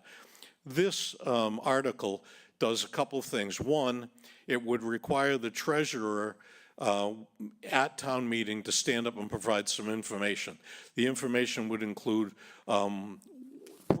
tax title properties and a general overview of how much and how many people are in tax trouble in town, and what the current free cash amount is that's being held, which is always available before town meeting. And the next thing they would do, because they're going to be on this committee, which you have just voted and I believe town meeting will approve, provide a full recounting of what's gone on there. How much money has been spent, how much came in over the year, how many people were helped, and what the current balance is, and projecting forward, knowing what the demand on that account is, whether or not the treasurer believes there are sufficient funds to address the coming year's needs. And at that point in time, with that information, and only after that information has been received by the voters then present, any member of the voters who are there may rise and move that any amount of money greater than $1, but not more than the available free cash, may be transferred from free cash into this account for the deferment of low-income, elderly, and low-income disabled taxpayers. The idea being that I think the people of the town of Chatham have a greater right to be involved in what happens with their free cash, and they have a greater right to determine the public good and what they choose to do with their money, and that this is a very small opportunity for them to look. If the treasurer says, look, I think we're going to be about 10,000 short this year, for a voter to stand up and say, I move that we transfer $10,000 into this account so that we're sure going forward we're going to be able to cover these expenses. Now, I can tell you for sure, there is another way this can be handled, and that can be at the end of every year, the treasurer of this committee can come to the Board of Selectmen and say, look, we're running about $10,000 less than we're taking in. Let's put an article on the warrant asking for $10,000 to be transferred from available funds or from the assessed money into this account, and do it, warrant article by warrant article every year upon the shoulders of the Board of Selectmen. Once a member from the committee comes and says, we're running a little short. And that could work. But I like this because it truly involves the voters in a decision that is at the very root of a community, and that is our control of our money at the most fundamental level of control, and that we get to take that money and put it to no more noble a cause than to help those of us who are the most vulnerable members of our society. And I'll leave it at that. I'm not going to argue the point with Mr. Tolman on the legality of this or the other thing. At the end of the day, I think all three of these articles are legal. The first one, I don't think, Mr. Tolman, with all due respect, that there is any greater body to determine the public good or to determine the best interests of the public than the voters at town meeting. They are the public, and when they vote to approve something, I think that they are, by their very statement of approval, voting in the public interest. And your argument in that alone, sir, fails. So, I appreciate that. I want to be methodical here. We're on the tax title accounts, free cash, and I'm going to open it to the board for questions or comments, and then move to a recommendation. Corey. Thank you, Mr. Chair. This is the particular article we're talking about right now. The intent, the goal in it, I don't have a problem with. I do have to admit, I have the mechanics of prior to annual town meeting, town treasurer to identify the properties. Because small town, you're going to identify that parcel. You're going to probably know who that person is. And I'm sensitive that could put a property owner in a very uncomfortable position. They're going to be looking for help and whatever.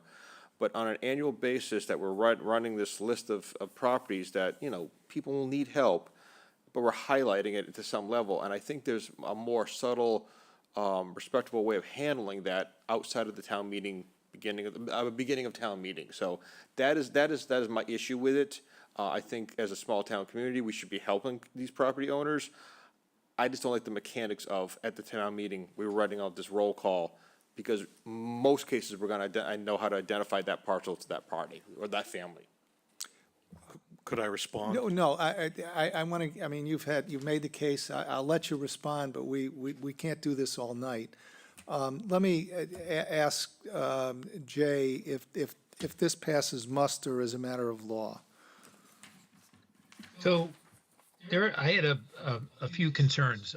Again, like Corey, I admire the altruism behind this and the goals behind it. I think they're noble.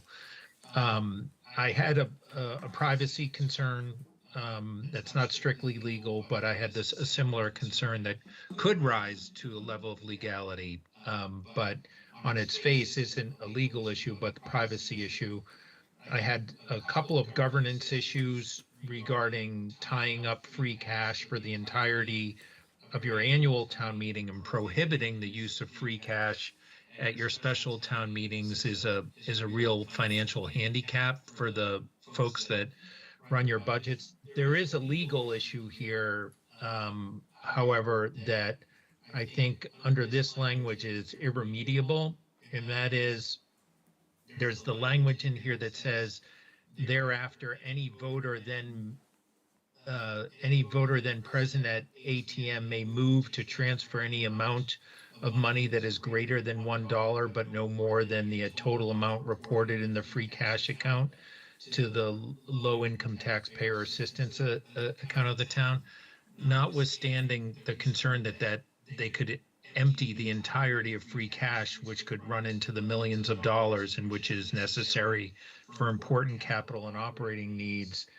You can't have under the legislative assembly, which runs on a warrant, have just kind of an ad hoc or spontaneous motion without there being a corresponding warrant article, and you can't compel the introduction of a warrant article in this manner. A warrant is developed by the select board and through the citizens petition processes. That could be a warrant article every single town meeting, and citizens could petition at every single town meeting for an appropriation of free cash to this fund. And those would all be legal in their, if they were presented in that way. But having them come up in this kind of more organic way where at any point during the annual town meeting, someone could rise and say, I move to transfer without a corresponding article, $10,000, $1 million, whatever it may be, to this very noble fund, to me is not legal. Just a quick, just a quick statement to Please. Mr. Tellerman. The Board of Selectmen are obligated to be responsive to the bylaws of the town, yes? Not illegal bylaws, no. If there is a bylaw that says they are to include on the warrant annually this, you're saying that's illegal? Well, that's not what this says. No, I'm but, asking you that. But I think that I would have to ponder on that, Mr. Taylor. That's a possibility through a bylaw that it's possible. We would normally see that in a charter provision than a bylaw. I still think we would have to look at the governance and the authority of the select board under the various statutes to determine what articles they're going to put on the annual town meeting through a bylaw is somewhat problematic to me. I would accept as being legal a charter provision that may require an annual warrant article to this effect, but I have concerns the way this is drafted right now. That's fine. in I terms hear what of- you have to say, Sure. and I can amend it from the floor. Sir, okay. Dean, Mr. Nacastro has a Thank you. comment or question. Thank you, and I'll just try to keep it brief. I understand the intent, and the intent is admirable. The intent is to make sure there's enough money in this fund, because we don't know how much is going to come in from the checkoff box. But I was at the Finance Committee today, and there were members of the committee who expressed some concerns about the mechanical process here being somewhat complicated. And as you yourself said, Seth, there is another way of doing it, and that would be for the committee to come to the select board and the town manager as the budget is being prepared and the warrant is being prepared with an annual request. And you could take the money not just out of free cash, but the money, as you say, could take it from other sources. You could take it from the overlay, as we do to fund the OPEB, or you could just put it on the tax rate. So I do have some concerns about it, and I'm not going to be voting to recommend it, but I appreciate you bringing it forward. The town meeting, it's going to go before town meeting, and they can do what they want with it. Yeah, and I can also amend this within the restrictions that may be placed on me by the moderator at the time on whether any amendments I wish to make he views to be in keeping with the motion as originally read. So I won't bore you with that further consideration. But I would speak just quickly to one thing, and that is one of the things that this addresses is a deep burning concern within the community about the disposition of free cash and the accumulation of massive amounts of free cash. We haven't had a year in the last 10 years without at least $2 million being in that account. And the people are looking for an answer as to how they can speak to that. And it's been crickets. This is, in some part, an attempt by me to alleviate a little of the pressure in the tea kettle, to give them a chance to say, there's something really worthwhile here that we think we should have a chance to say is more important than paying Mr. Pomeroy to be our project manager again and again and again and again. That's all I have to say. Thank you. Putting Mr. Pomeroy aside, I absolutely agree with the sentiment that we should be considering folks that are struggling, and are there ways, and you put down several things I applaud. I will say that I'm a simple guy. I need simplicity. If we had a mechanism here that just, you push a button and it works, that's my preference, and also, obviously, it's got to be legal. But I appreciate the direction, and I do want to say that I hope that this whole conversation will motivate people, as Mr. Phillips suggested a long time ago in this meeting, some private support as well to make this happen, in addition to what we're trying to do here as a matter of town action. I see that we have a member of the public. I don't know who that is. Mr. Chair, so that's Sharon Drown, our town treasurer collector. She's been in for the entire meeting, if you would Okay. allow her to. Yeah, Sharon, welcome. We'd love to hear from you. Sure. Good evening, Sharon Drown, Treasurer Collector. I just wanted to make a couple of points here. There's a lot of moving pieces to what Seth Taylor is trying to accomplish here, and I am all for setting up some kind of a fund to help those that are less fortunate and really need assistance.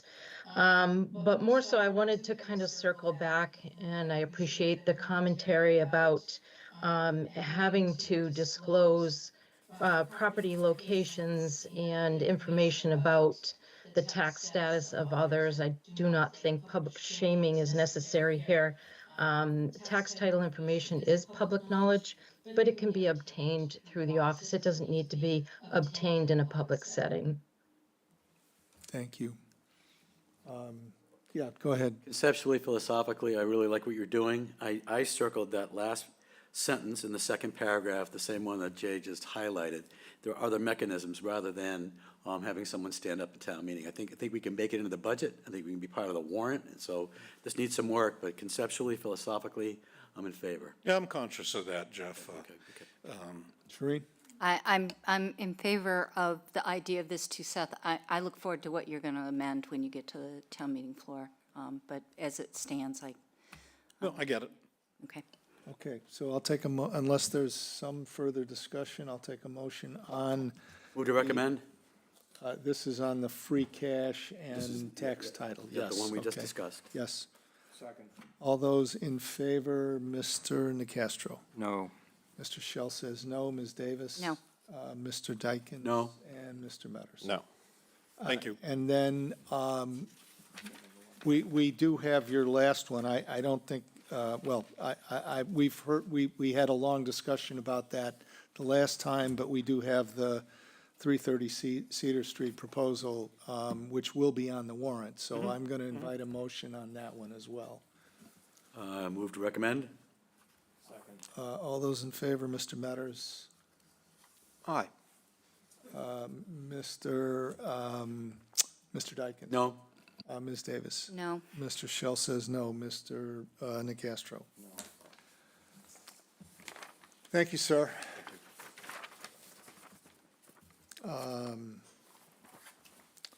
Next, we have a citizens petition article, general bylaw, change restricting land use at Chatham Airport.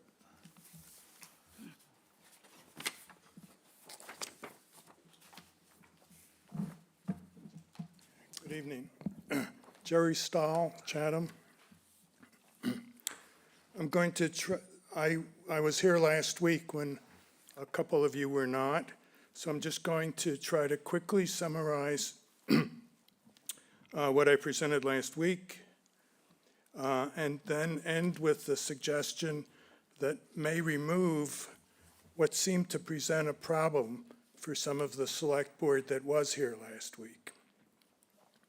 So I'll keep that till the end as a surprise for you to wrap up tonight's exciting meeting. So FAA, at the airport, FAA design standards specify that for safety reasons, an airport should meet design criteria appropriate for its so-called critical aircraft. This is defined as the most demanding aircraft type, which makes regular use of the airport, defined as equal to or greater than 500 operations a year. The problem that we have is that for the past 4 years, the number of operations for Airport Design Group 2 has been substantially over 500 each year, namely 575, 625, 532, and 638, respectively, in the past 4 years, according to data from FlightAware and from the FAA. So the airport meets the design requirements for Design Group 1 aircraft, but not for Design Group 2 aircraft like the Pilatus. Design Group 2 aircraft are larger, defined as wingspans over 49 feet. They're generally turboprops and jets rather than propeller planes. They require more stringent airport design features for safety. The Chatham Airport management has done nothing about this problem. Moreover, it does not even appear possible for the Chatham Airport to meet the design safety requirements for Design Group 2 aircraft. So the airport just continues to put its neighbors, us, in harm's way. At last week's hearing on the citizens petition, the AC Chair Harrison admitted that the AC has in fact not even contacted the FAA about the fact that the Chatham Airport has exceeded the FAA limit of more than 500 Design Group 2 operations per year. In his recent statement in today's packet, Michael Thompson stated that he met with the FAA recently and they did not even know that the Chatham Airport had exceeded the 500 operation annual limit of Design Group 2 planes. However, when Mr. Thompson analyzed data he obtained directly from the FAA, it showed that the 500 operation limit has indeed been substantially exceeded in each of the last 4 years. He reported this to the FAA, but they have apparently not acted on it either. AC Chair Harrison also stated last week that the airport has not encouraged charter flights. However, the website of the Chatham Municipal Airport, which I believe Chair Harrison designed, advertises several charter companies with flight service to CQX. In addition, AC meetings have discussed how the Airport Commission, could support charter flights by arranging for lodging and/or ground transportation for charter pilots. So airport plans continue to push for measures to encourage charter use of the airport, despite the impossibility of meeting the required safety design. This is not in the interest of Chatham residents. Instead, requiring Design Group 2 charter flights to use Hyannis Airport with its control tower and its longer runways is much safer for pilots, passengers, and Chatham residents. The AC, the FAA, and even Chatham's own Select Board have refused for years to put limits on expansion of services for the Design Group 2 charter flights. The proposed bylaw, unlike current plans and policies, would indeed maintain the character of Chatham as a small airport that primarily serves recreational pilots, while improving safety and security for residents and aviators alike, a goal that I think many citizens would approve. This is a compromise solution. We're not asking to shut down the airport.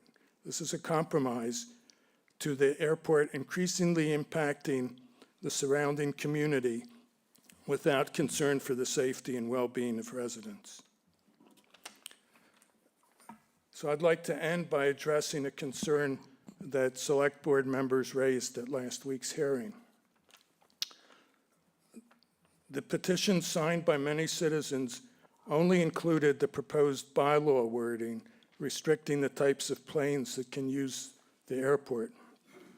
However, Select Board members raised concern about potential legal costs required by other clauses of the citizens' petition. So I took a closer look during the past week at the wording of the complete warrant article. I saw the clause that I assumed they objected to. If this clause is the concern to the Select Board, I have no objection in removing it from the proposed article. It was not part of what petitioners signed. If it's too late to change it for the warrant, I would accept its removal as a friendly amendment at town meeting. And it's this sentence: the town manager shall direct the town council or other attorney on behalf of the town to engage in civil proceedings, including but not limited to actions seeking declaratory relief, to vindicate the validity and enforceability of this bylaw in the event that any government official or agency should make a determination that it is not valid or enforceable or disapprove the same. I hope the Select Board members will support this amended bylaw, which would increase safety and align airport operations with FAA safety regulations and with the desires of many Chatham residents. Thank you. Thank you. I see that the Airport Commission Chair, I believe, is online, but before I offer him an opportunity to comment, does anybody on the board have a question or a comment? Go ahead, Mr. Harrison. Thank you, Mr. Chairman. Just a couple of comments regarding what Mr. Stahl just said, just to make sure everyone understands. He said that once the operations exceed 500, that the aircraft of that particular category, the requirements become mandatory when that threshold is met, which exceeds 500 annually. And my comment there is that they do not become mandatory. ADG-1 aircraft, that aircraft type, was identified as the most demanding aircraft utilizing the airport at the time the master plan was drafted. Most demanding means in excess of 500 operations per year. I agree with that. This does not preclude aircraft that are larger than ADG-1 from utilizing the airport. There's no mandatory issue at all. This simply means from a design perspective, the FAA will expend funds at Chatham, but only to satisfy the needs of ADG-1 type aircraft. So it does not preclude the ADG Type 2 aircraft from using the airport. Another thing, he says, and I did say, and I admit, that last week, the Airport Commission has not contacted the FAA about our operations. That's true, because I had forgotten that the airport manager does it on a yearly basis. He turns it in, and I had forgotten that. But the Airport Commission has never done it. So in the sense, I was right and correct when I said, no, we have not reported it. But the airport manager does. Another thing, by the way, I did not design the CQX website. So that I had nothing to do with that. And the page that has the charter companies on it is buried deep into on the website. You have to really know where to look for it. So I don't think you could call that encouraging. We have never encouraged that. And I said that last week also. So basically, with regard to this whole Warren article, I'm staying with the legal assessments, and I believe my commission would back me up on this. I'm staying with the legal assessments we have from our council and that of the town. The proposed bylaw is simply not legal. Also, the commission's consultants have refuted Dr. Thompson's technical statements many, many times over the years. So again, it's just the same old, same old. There was a Warren article similar to this a couple of years ago, I think it was 2022, that was defeated. Again, it's just same old fear mongering and misinformation. Thank you. Comments from the public? Ms. Burke?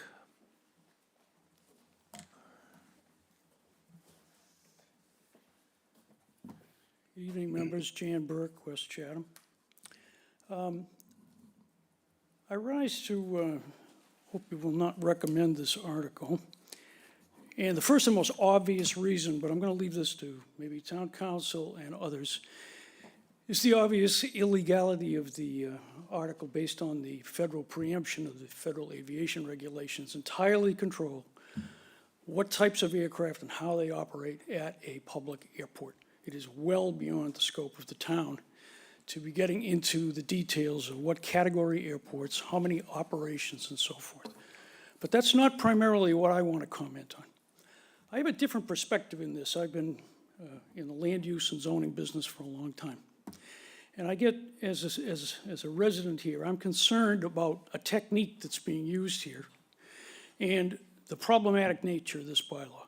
This bylaw, if it goes, well, it will go to town meeting, but if it goes to town meeting, is highly problematic in so many ways. I could spend all night here telling you the defects in this bylaw.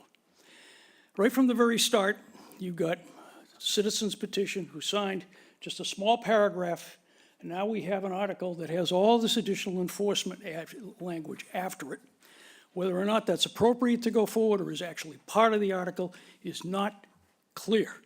It says to see if the town will amend by adding the bylaw that reads, and then it puts it in quotes, and then the quotes end, and all of the enforcement information after that is added, not in quotes. The other thing about this bylaw is it starts right, the very first problem is its draftsmanship right from the very beginning. It talks about amending a bylaw. We don't have bylaws. We have two flavors of bylaws. We have protective zoning bylaws, and we have general bylaws. Which one's this? Well, I think we have to, if it quacks like a duck test, take a look at it. And this one quacks like a duck. It's a zoning bylaw. A zoning bylaw is one defined by Massachusetts General Laws, Chapter 48, Section 1, any bylaw that purports to regulate the use of land. This one couldn't be clearer. It starts out by identifying a very specific piece of land, the Chatham Municipal Airport. And then it goes on to describe a use that's not permitted. We have lots of prohibited uses in our zoning bylaw.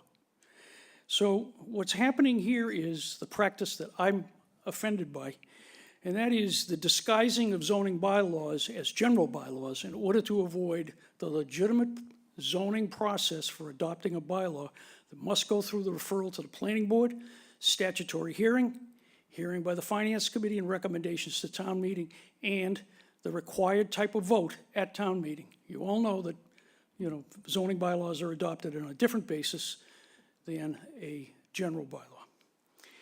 There's also, this bylaw is so replete with drafting problems and mechanical problems, it's hard to even begin to talk about this. First, the part that we're not sure is even part of this bylaw says that it's going to be enforced by the town manager or his or her designee, police officers, and other officers or individuals employed by the town designated to prosecute violations of the bylaws. Does this mean the people who are authorized to give out parking tickets can come and enforce this? Are we now going to have our town manager, who I'm sure has nothing better to do, to go over to the airport with a tape measure and scales and figure out how big planes are, how much they weigh, or are we going to have her hire somebody to do it? Is the police chief, who's already run out of here, and I can understand why, going to be next in line to do that? I mean, this is the craziest thing I have seen in 52 years of looking at bylaws. And then it goes on to say that we're going to make the district courts impose this $300 fine. Only a state legislature can decide what the fines are in a district court, not here. But then it goes on to say that in addition to that penalty, the town manager shall direct, not may, shall direct town council or other attorneys. So I guess if town council says no, you get to hire somebody else to enforce this and initiate all kinds of civil remedies, equitable remedies, and seek injunctive relief. I mean, this is just a lawyer's dream. The amount of litigation that can come out of this could be just amazing. Now that is if it goes forward as a general bylaw. If it goes, here's another problem. If it does go forward as a zoning bylaw, the enforcement provisions of this are directly in conflict with Chapter 48 that says a zoning bylaw can only be enforced by the building commissioner of the town. And now you've built in a conflicting problem here, even more litigation. And finally, if the Attorney General's office tells us that this is illegal, then the town manager, or they were just talking about this provision, or another is directed to have the town council or another attorney go ahead and appeal this decision because it's been determined to be invalid or unenforceable. The cost and the unintended consequences out of a bylaw like this are unbelievable. This is certainly not ready for prime time for lots of different reasons, and these are just some of them. I don't think I've seen anything more convoluted in a long, long time coming before a town meeting. When citizen petitions come into town meeting, even though they don't have to go to planning board and places like that, anytime you bring a citizen's petition for a zoning article, it is absolutely best practice to be talking to your town planner and your planning board before you bring the article, whether they're going to support it or whether they're even going to sponsor it or not. That didn't happen here. There's been absolutely no dialogue with the town in preparing this thing. This thing is a mess and shouldn't see the light of day, frankly. So I hope you will vote to not recommend this. Thank you very much. Thank you, Ms. Gibb. I object to being ambushed like this. I have no idea who that was or what she's talking about. I did not bring this forward as a petition because of legal points that she cares about. There's a problem with the airport. The problem goes on and on every year, gets worse because there are more planes of those big planes coming in each year. I'm trying to do something about it, not because I have all the expertise that she wants from me, but because no one else is doing it. Why isn't the town council taking care of it? Why isn't the AC chairman taking care of it? Why isn't the select board taking care of it? I told you at the end of my talk today, I don't care about the legal clauses. I'm willing to throw them out. I care about the problem at the airport. And it is a problem, and Huntley may belittle each point. I could argue with him for hours, because I know what he's talking about, because he's been making the same claims over and over. But to get ambushed like this is, I'm sorry. I thought this was a place a citizen could come and raise an issue that's of concern to a large part of the population, and that makes all my neighbors nervous many times a day as these big planes, shake our houses, especially in the summer when we're outside and have friends and like to enjoy the peace of Chatham, which is why we moved here. But, I see I made a mistake spending my time preparing for this because, you're happy to see somebody like this come in and just tear it to pieces, Obviously, I can't defend myself against, I'm not a lawyer. I have no idea what she even is attacking, So, good night. Ms. Gibbs? Yes, thank you. I think Mr. Stahl had said prior to the previous speaker, the attorney, that he was willing to take out the penalties and amend it on the floor. So I'm really shocked at the venom that I'm hearing here about something where the people bringing it forward are citizens who live in the neighborhood and are concerned. And once again, Chairman Harrison referred to these people as fear-mongering. This discourse has really shocked me. I would urge Chairman Harrison to actually read the airport manager's contract. He is allowed and has been doing advertising charters of large planes to come into the airport that exceed the 49-foot wingspan. He has the ability to rent cars. You have to understand what's happening is the fees to land in Hyannis are very high. So what's happening is planes are coming into Chatham. They're not staying in Chatham. They are not generating us revenue. They are landing. They are renting cars. They are driving to and staying in other parts of the Cape. Now, I just think we have to get a little more civil here about something where these people are afraid that a large plane on takeoff and landing could crash. We have seen in the news over the last months that the FAA is not doing their job. They need a lot of work. Mr. Harrison has said that he hasn't met with the FAA. The airport manager does. Well, what good is that? The airport manager isn't here, and he's the one that's setting up all the contracts. So I think everybody's got to cool down a little bit and say, these are citizens who have a legitimate concern. We've seen the results. If a plane crashes on landing or takeoff, and they're large planes, and their solution is to simply limit the size of aircraft coming in or taking off. And I really don't get this venom, and this is not fear mongering. These people have a concern.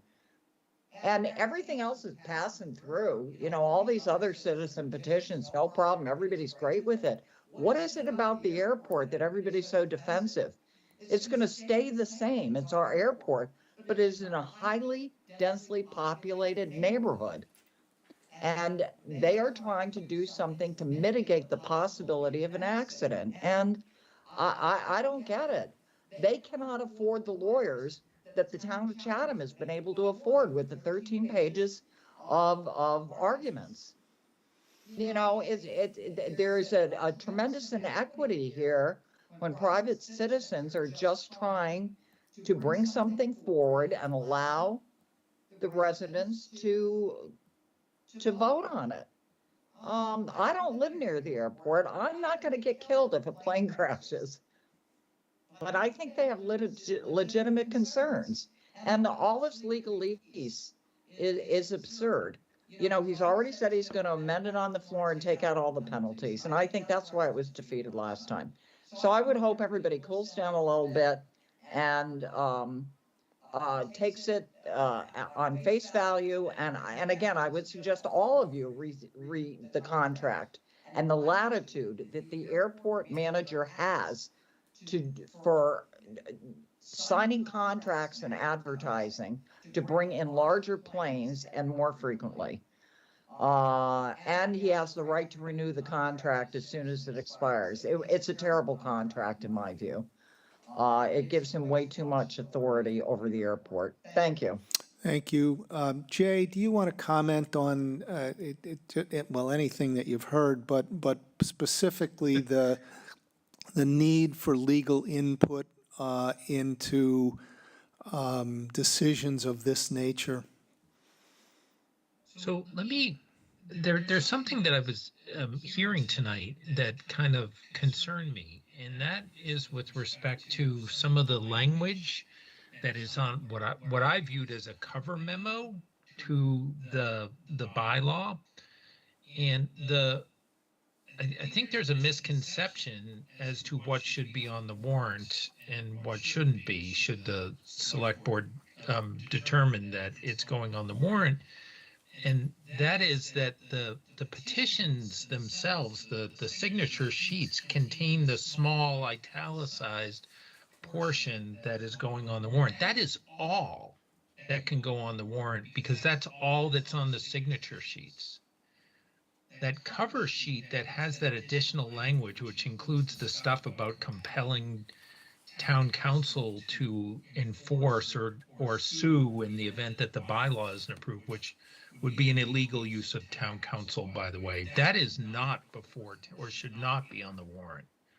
It is oddly structured. The italicized portion is referenced as the bylaw, and that other language struck me as just some language that maybe the applicant would hope for in terms of implementation, but it's not part of the proposed bylaw and shouldn't be on the warrant. Because it's not on the signature pages that people are petitioning. So that is all that can be on the warrant, is those pages that are that the language on those pages. Aside from that, you have my opinion, which is a little bit more brief and focused on Massachusetts law, and you have Counsel for the Airport Commission's opinion, which is a little more complex and rooted in some of the state and federal requirements in and around governance. I've given an opinion that this proposed bylaw is not legal and that it's preempted by state law, much in the same way that other efforts at regulating through bylaws aeronautical operations are preempted. There is a body of law some of which is cited in the supporting memorandum offered by representatives of the petitioners that talk about the legal reach of a town to regulate airport concerns. But those are more binary issues where a town may, as a matter of zoning, and this is not proposed as a zoning bylaw, but where can you prohibit airports from being on a certain portion of town land without regulating the actual operations on those airports? And the answer to that is yes, but that's not what's going on here. What's going on here is reaching into airport operations of an existing and regulated by state and federal authorities airport and trying to regulate what type of planes can or should be made available or be allowed to access that airport. And in my view, having done this a few times with the Attorney General on similar issues, that's going to be ruled likely as preempted by the state government. I view it as preempted. Certainly, the Attorney General would have as would the Mass DOT, have the last word on that. But I see it as like very, very low odds that it will pass muster because of the general preemption issues, some of which I kind of highlight from a prior decision of just a couple of years ago in the town of Rehoboth, which tried to regulate helipad operations. And it's made a little bit more complicated by the fact that this is a commercial airport rather than a private airport. So I think preemption applies even further in these instances. But so I saw it as fairly straightforward. I know that Mina Makarios, the airport council, took a bigger view on some other issues. I know him, he's an excellent attorney, and I do not question his credentials or his opinion on that. I think they speak for themselves, so. Thank you, thank you. I'd Jerry, you want I'd like to respond to one of the points that town council just made, which all I really intended was that one paragraph in italics, the wording of the bylaw. I think if I read anything last week to you, it was just that paragraph. And that's what I submitted when I submitted the petitions, was just that paragraph. And then somebody from the town staff contacted me and said, can I send in the whole warrant or something? And I had a page with all of those other clauses that looked like a warrant page someone had given me. And so I sent that into the town. But that wasn't something, like he said, that wasn't part of what we circulated among our neighbors to get signed. And if, based on what town council just said, if you can consider the citizens petition to just be that one paragraph, which states about certain planes not being allowed to land at certain places, that would be perfect solution for me. Yeah, I think that's what will be considered, both because Jay said what he said and because of what the petition says. But yeah, Dean, go ahead. Go ahead, Dean, and I'll comment. Yeah, thank you, Mr. Chairman. I have to take some of the responsibility for the conversation about the paragraph that Mr. Stowe earlier offered to delete, because I was the one that raised it, was it last week? And I was looking at the longer document that has the italicized word and the various other language, and I thought that there might be an issue under the charter, and it sounds like town council agreed with that. And I appreciate your attempting to respond to that by that offer. And as the chair said, you know, what goes before town meeting is what's in the italics, because that's on the signature sheets, and I had really not paid enough attention to that last week. And I also want to say, the previous speaker, first time I've ever heard that speaker, I just made the connection. We got an email from that speaker earlier today, and we read that, and then much of the same argument was made on that. So I don't have anything more to say about that. I do want to say, so where does that leave us as a board? By the way, I've read and reread the town council opinion and the opinion of the airport council, who was basically special counsel to the town. And I read, Dr. Thompson sent along a document, I think yesterday or today, and I read that, and we received a while back a legal opinion from an attorney named Muggio. I read that when it came in, and I read a very long document that Mr. Fulton sent in today. So I read all of that stuff. And as I said last week, I'm not an aviation attorney. I kind of I've had a hunch that there was a preemption issue here because we dealt with the issue of preemption when we were involved in the litigation of skydiving. And so I remember that. I remember the Roma case came down from, I think that's an appeals court case, when that skydiving issue was pending. And I know we had some occasion to look at that at the time. But with respect to the italicized words and just focusing on that, we've got an opinion from our town council who raises a legal concern about that. I understand that. Yeah, so I'm not a lawyer. I don't even know what the word presumption means. preemption? Preemption. Yeah. I don't know what, Yeah, I it have just no idea what that means. in general, it means that when either the federal government or And I don't care what that means. Okay, In I my was- opinion, I have no concern about the legal issues. Okay. If it's illegal, I understand that the Attorney General of Massachusetts will end everything. If it passes town council, it goes to Sure. that person. And that's their job to determine if it's illegal or not, in my opinion. And Yeah. I'm willing to go with that. That's You fine, know, but I'd like to see this will go to town council.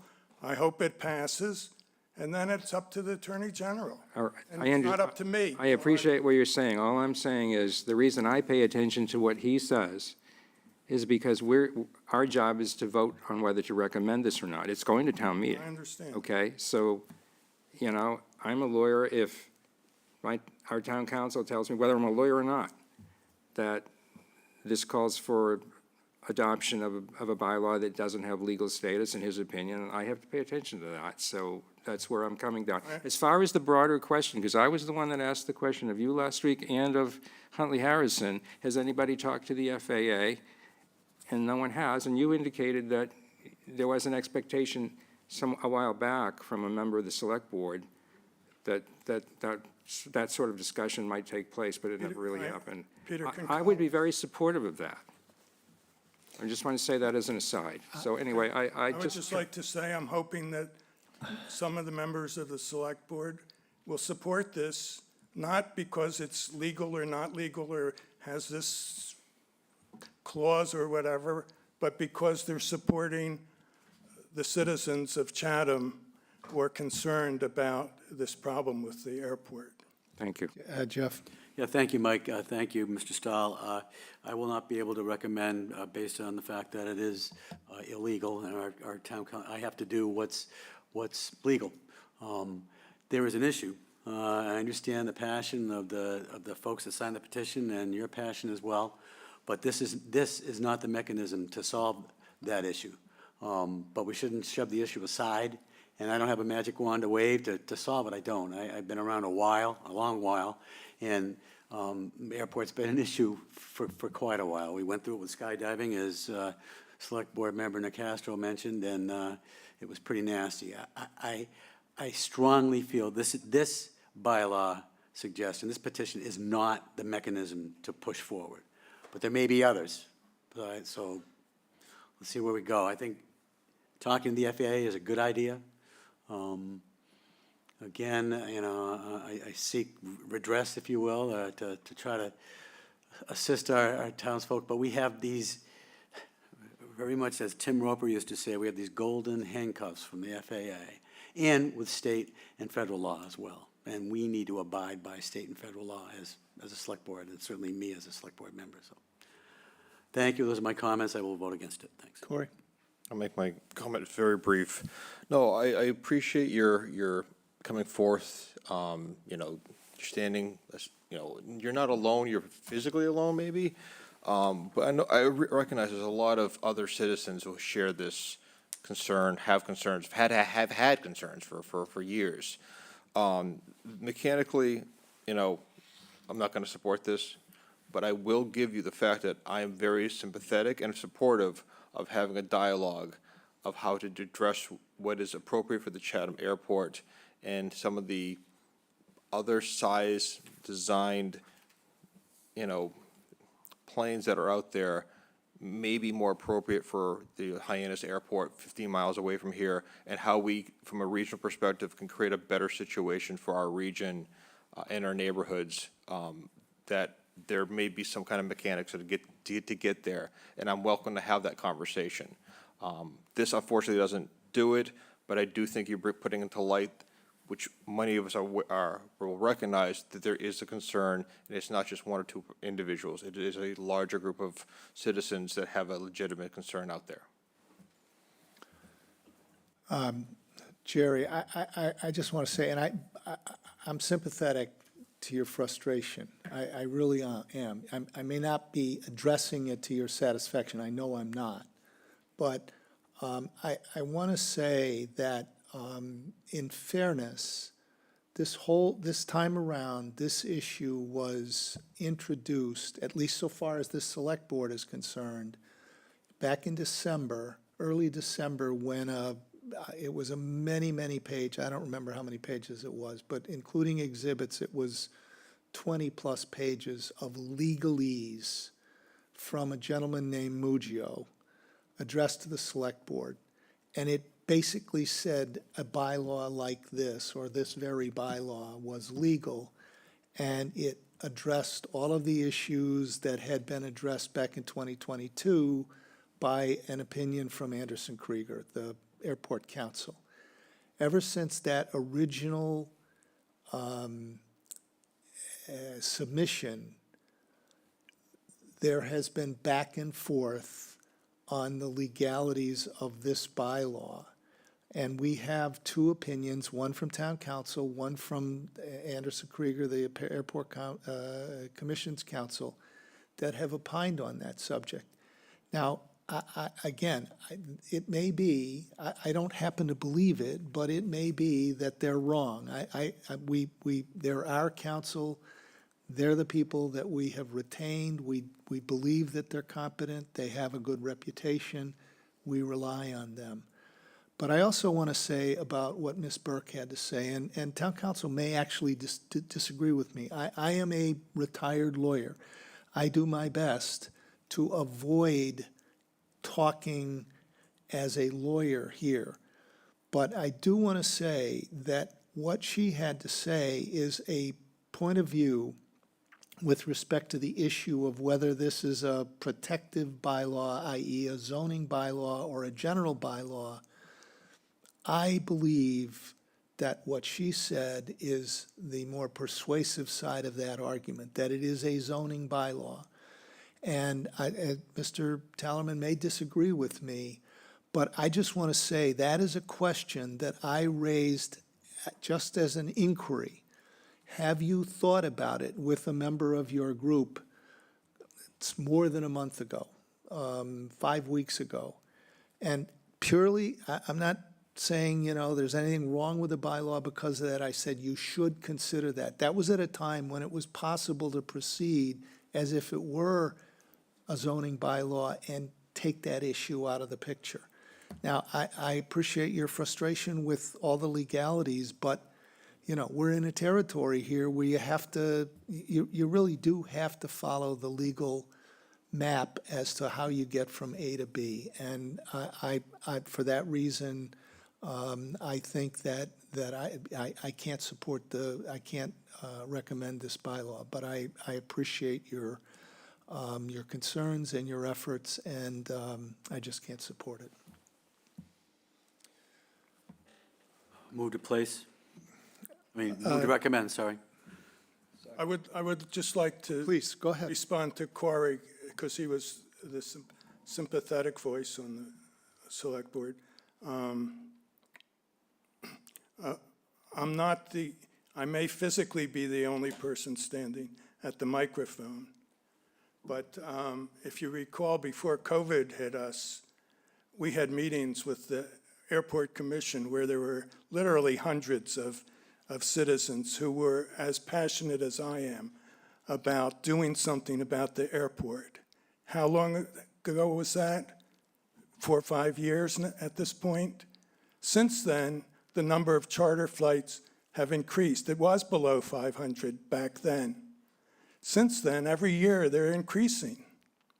And who's doing anything about it? Why didn't somebody who has a lawyer background sit down with me and work out a better wording for that? You know, or why didn't the select board propose a bylaw that was legally pristine? You know, why do you wait for me to do a citizen's petition? Citizen's petition's done when no one else is doing it. We have the town, we have the select board, we have a million committees out there who are supposed to be taking care of these things, making sure that there's not going to be a big airplane crash on top of our house or whatever, in your new roundabouts. That would be great in the middle of August, right? When they're clogged with cars, to have one of those airplanes come down. You know, do you want to be responsible for that? Just because of a legality that you don't like the wording or the punctuation in my bylaw? You know, I'm not trained to do this. You guys are the professionals, but you're not doing anything. You haven't done it for 5 years. Hundreds of people came out. They've all given up. There's only 3 of us left who are willing to even come out to a select board meeting to hear a discussion of this. All the rest of the people, it's not that they love the airport now. They want to close it because there's nothing else that they can see that can be done. And maybe they will close it when this gets, you know, when our petition as a last-ditch effort gets turned down for some technicality. Maybe you're going to have hundreds of people closing down the airport physically or legally or financially or whatever. Is that what you want? It's fine with me. Be less charter flights. Thanks for your consideration. Thank you. I made a motion to recommend. All those in favor, Mr. Nacastro? No. Mr. Shell says no. Ms. Davis? No. Mr. Dykens? No. Mr. Metters? No. Thank you. Next, we have to close the warrant and arrange Sign this. who has which article. Can we release Mr. Tallerman? Sure. Jay, thank you. Jay, thanks very much. Have a nice evening. Okay. What's left of it? So the one vote I will need from you tonight is to close the 2025 annual town meeting warrant and approve the use of electronic signatures to sign the annual town meeting warrant. Mr. Chair, Yes. I move that the board close the 2025 annual town meeting warrant, approve the use of electronic signatures to sign the annual town Second. meeting warrant. Second. All those in favor, Mr. Nacastro? Aye. Mr. Shell says aye. Ms. Davis? Aye. Mr. Dykens? Aye. And Mr. Metters? Aye. Thank you. So utilizing the scorecard that Kathy provided you tonight, if you can look at it and first decide if someone in particular wants to present a certain article, and then what we can do through our office is go through an order of officers. It's usually the chair, vice chair, clerk, and then select board members. So, Mr. Chairman, Yeah, go ahead. before we get to the assignments, is there any reordering that you would like to? Oh, yes. To consider? I mean, so I suggest that we look at it. It's kind of, I'm happy to go along with it, but we know what's going to happen. It'll be reordered at town meeting by someone standing up and want their pet items first. I'm assuming the moderator will consider a part of consent agenda in the, like it has in the past. he will, and he looks for items that have a unanimous vote, which we have plenty of those, and how we word the article so that it's not reliant on a motion only to clarify. I know Jeff has his question first, Mr. Chairman. If I could just ask, are you looking for select board members to offer the motion or to be the speaker? Because there are two categories that are We printed in the. typically do offering the motion, but if there is one that you want to speak on, then that's something that you would offer the motion for that and then just stay at the dais and be the Okay. speaker. So was there any reordering? Are you okay with citizens at the end? Community Preservation Act, it's sort of in the middle. Sometimes we've had it at the end, sometimes at the beginning. So we tried to order it somewhat intuitive, but certainly open to any changes. I don't want to jump off, but before I lose this, item 41, committee, the general bylaw revised chapter 10.3, allowing finance committee members to serve as committee members. You have the vote as 2-2. I didn't remember that was the case. Yes.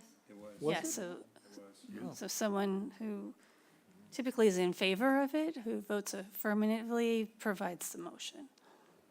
Okay. So just thinking, I'll help organize you. Looking at the first page where we have numbered 1 through 17. Any changes to the order, and if not, is there any article in particular you'd like to offer the motion? I don't have any particular one. I don't have any particular ones to, I'm not overly strong on, I'm happy to do any of them, Okay. however it works out, yeah, honestly. Same here. yeah, you can just go ahead and, I would like to offer the motion on the CFAL, and I probably should offer the motion on this electronic speed sign, since that was Yes, mine. I like to do Monomo, you guys. Other than that, Do you want to do both of them, Jeff, or the budget? Do you want to do both of them, or just the yeah, budget? yeah. And, I was just gonna, I'm sorry, I forgot to add one other. go ahead. I'd be happy to do the motion on the sewer assistance program. I think that came from one of my committees, so. I'm going to, I was going to ask for that, but if you, yeah, I'll do the sewer assistance. I'll do the accept the seasonal community designation. Yeah, that's cool. Good. And, Just what number is that? I don't want to, 52, okay, thank you. and if I may, I would like to do the zoning bylaw amendments for West Chatham, Yeah, there you go. 41, There you 40, go. 42, 43. I guess I gotta pick one, don't I? At least, yeah. Give me the transfer station. There you go. You're going to get some. Mike, just with the zoning bylaw, I just need to look to bylaw amendments. if Oh. The planning board actually offers the motion. That's fine, that's fine, But if not, then, that's fine. okay.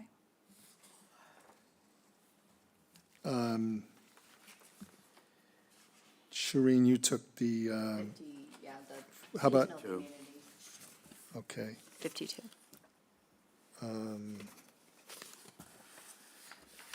Dean, did you want to do the vocational school? Yes. Oh, I was just, okay. Oh, I have I get, I have the wrong one. I know, I'm the confused wrong by one. this one. I'll do the transfer fee, 50.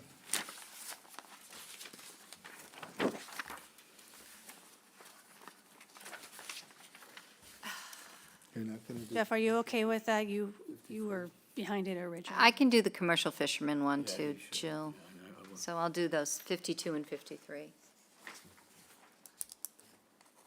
Am I good with what? Jill, I'm sorry. So I didn't know if you were one of the original presenters for the transfer fee. It was. I took it, but if you want it, it's all yours. You want, It's all yours. You don't know. okay. Dean doesn't want it, I know that. Well, that's all right. Next, Dean, did you want 49, which is really not the order, but for the home rule petition for the CPA That was funds? mine. I'm happy to do that. And since, I'll do 48 unless somebody else wants it, because it was my amendment on the trust. Okay. Corey's just, he's up for anything, so we'll. Transfer station if I can have it, other than that, Station. yeah. And the citizen petitions all at the Do you end. want me to do the finance committee as members? I brought that forward. The one Okay. we would- that would- I'm confused. That was two. I voted against. Yeah, I did. Yeah, you and I. Oh, it was you guys. Oh, all right, okay. Was there a That's why. change? No? No. Okay. It's all, it's, no, yeah, Mike just didn't know who it was. Okay, I know this is riveting TV for people watching at home. All right, so I think we're good. The order's good. And then Yeah. we'll work on the draft warrant. Okay. All right, I'll take a motion. Motion to adjourn? Second. All those in favor, Mr. Metters. Aye. Mr. Dykens. Aye. Ms. Davis. Aye. Mr. Shell says aye. Mr. Nacastro. Aye. We are amended. We are adjourned at 9:47.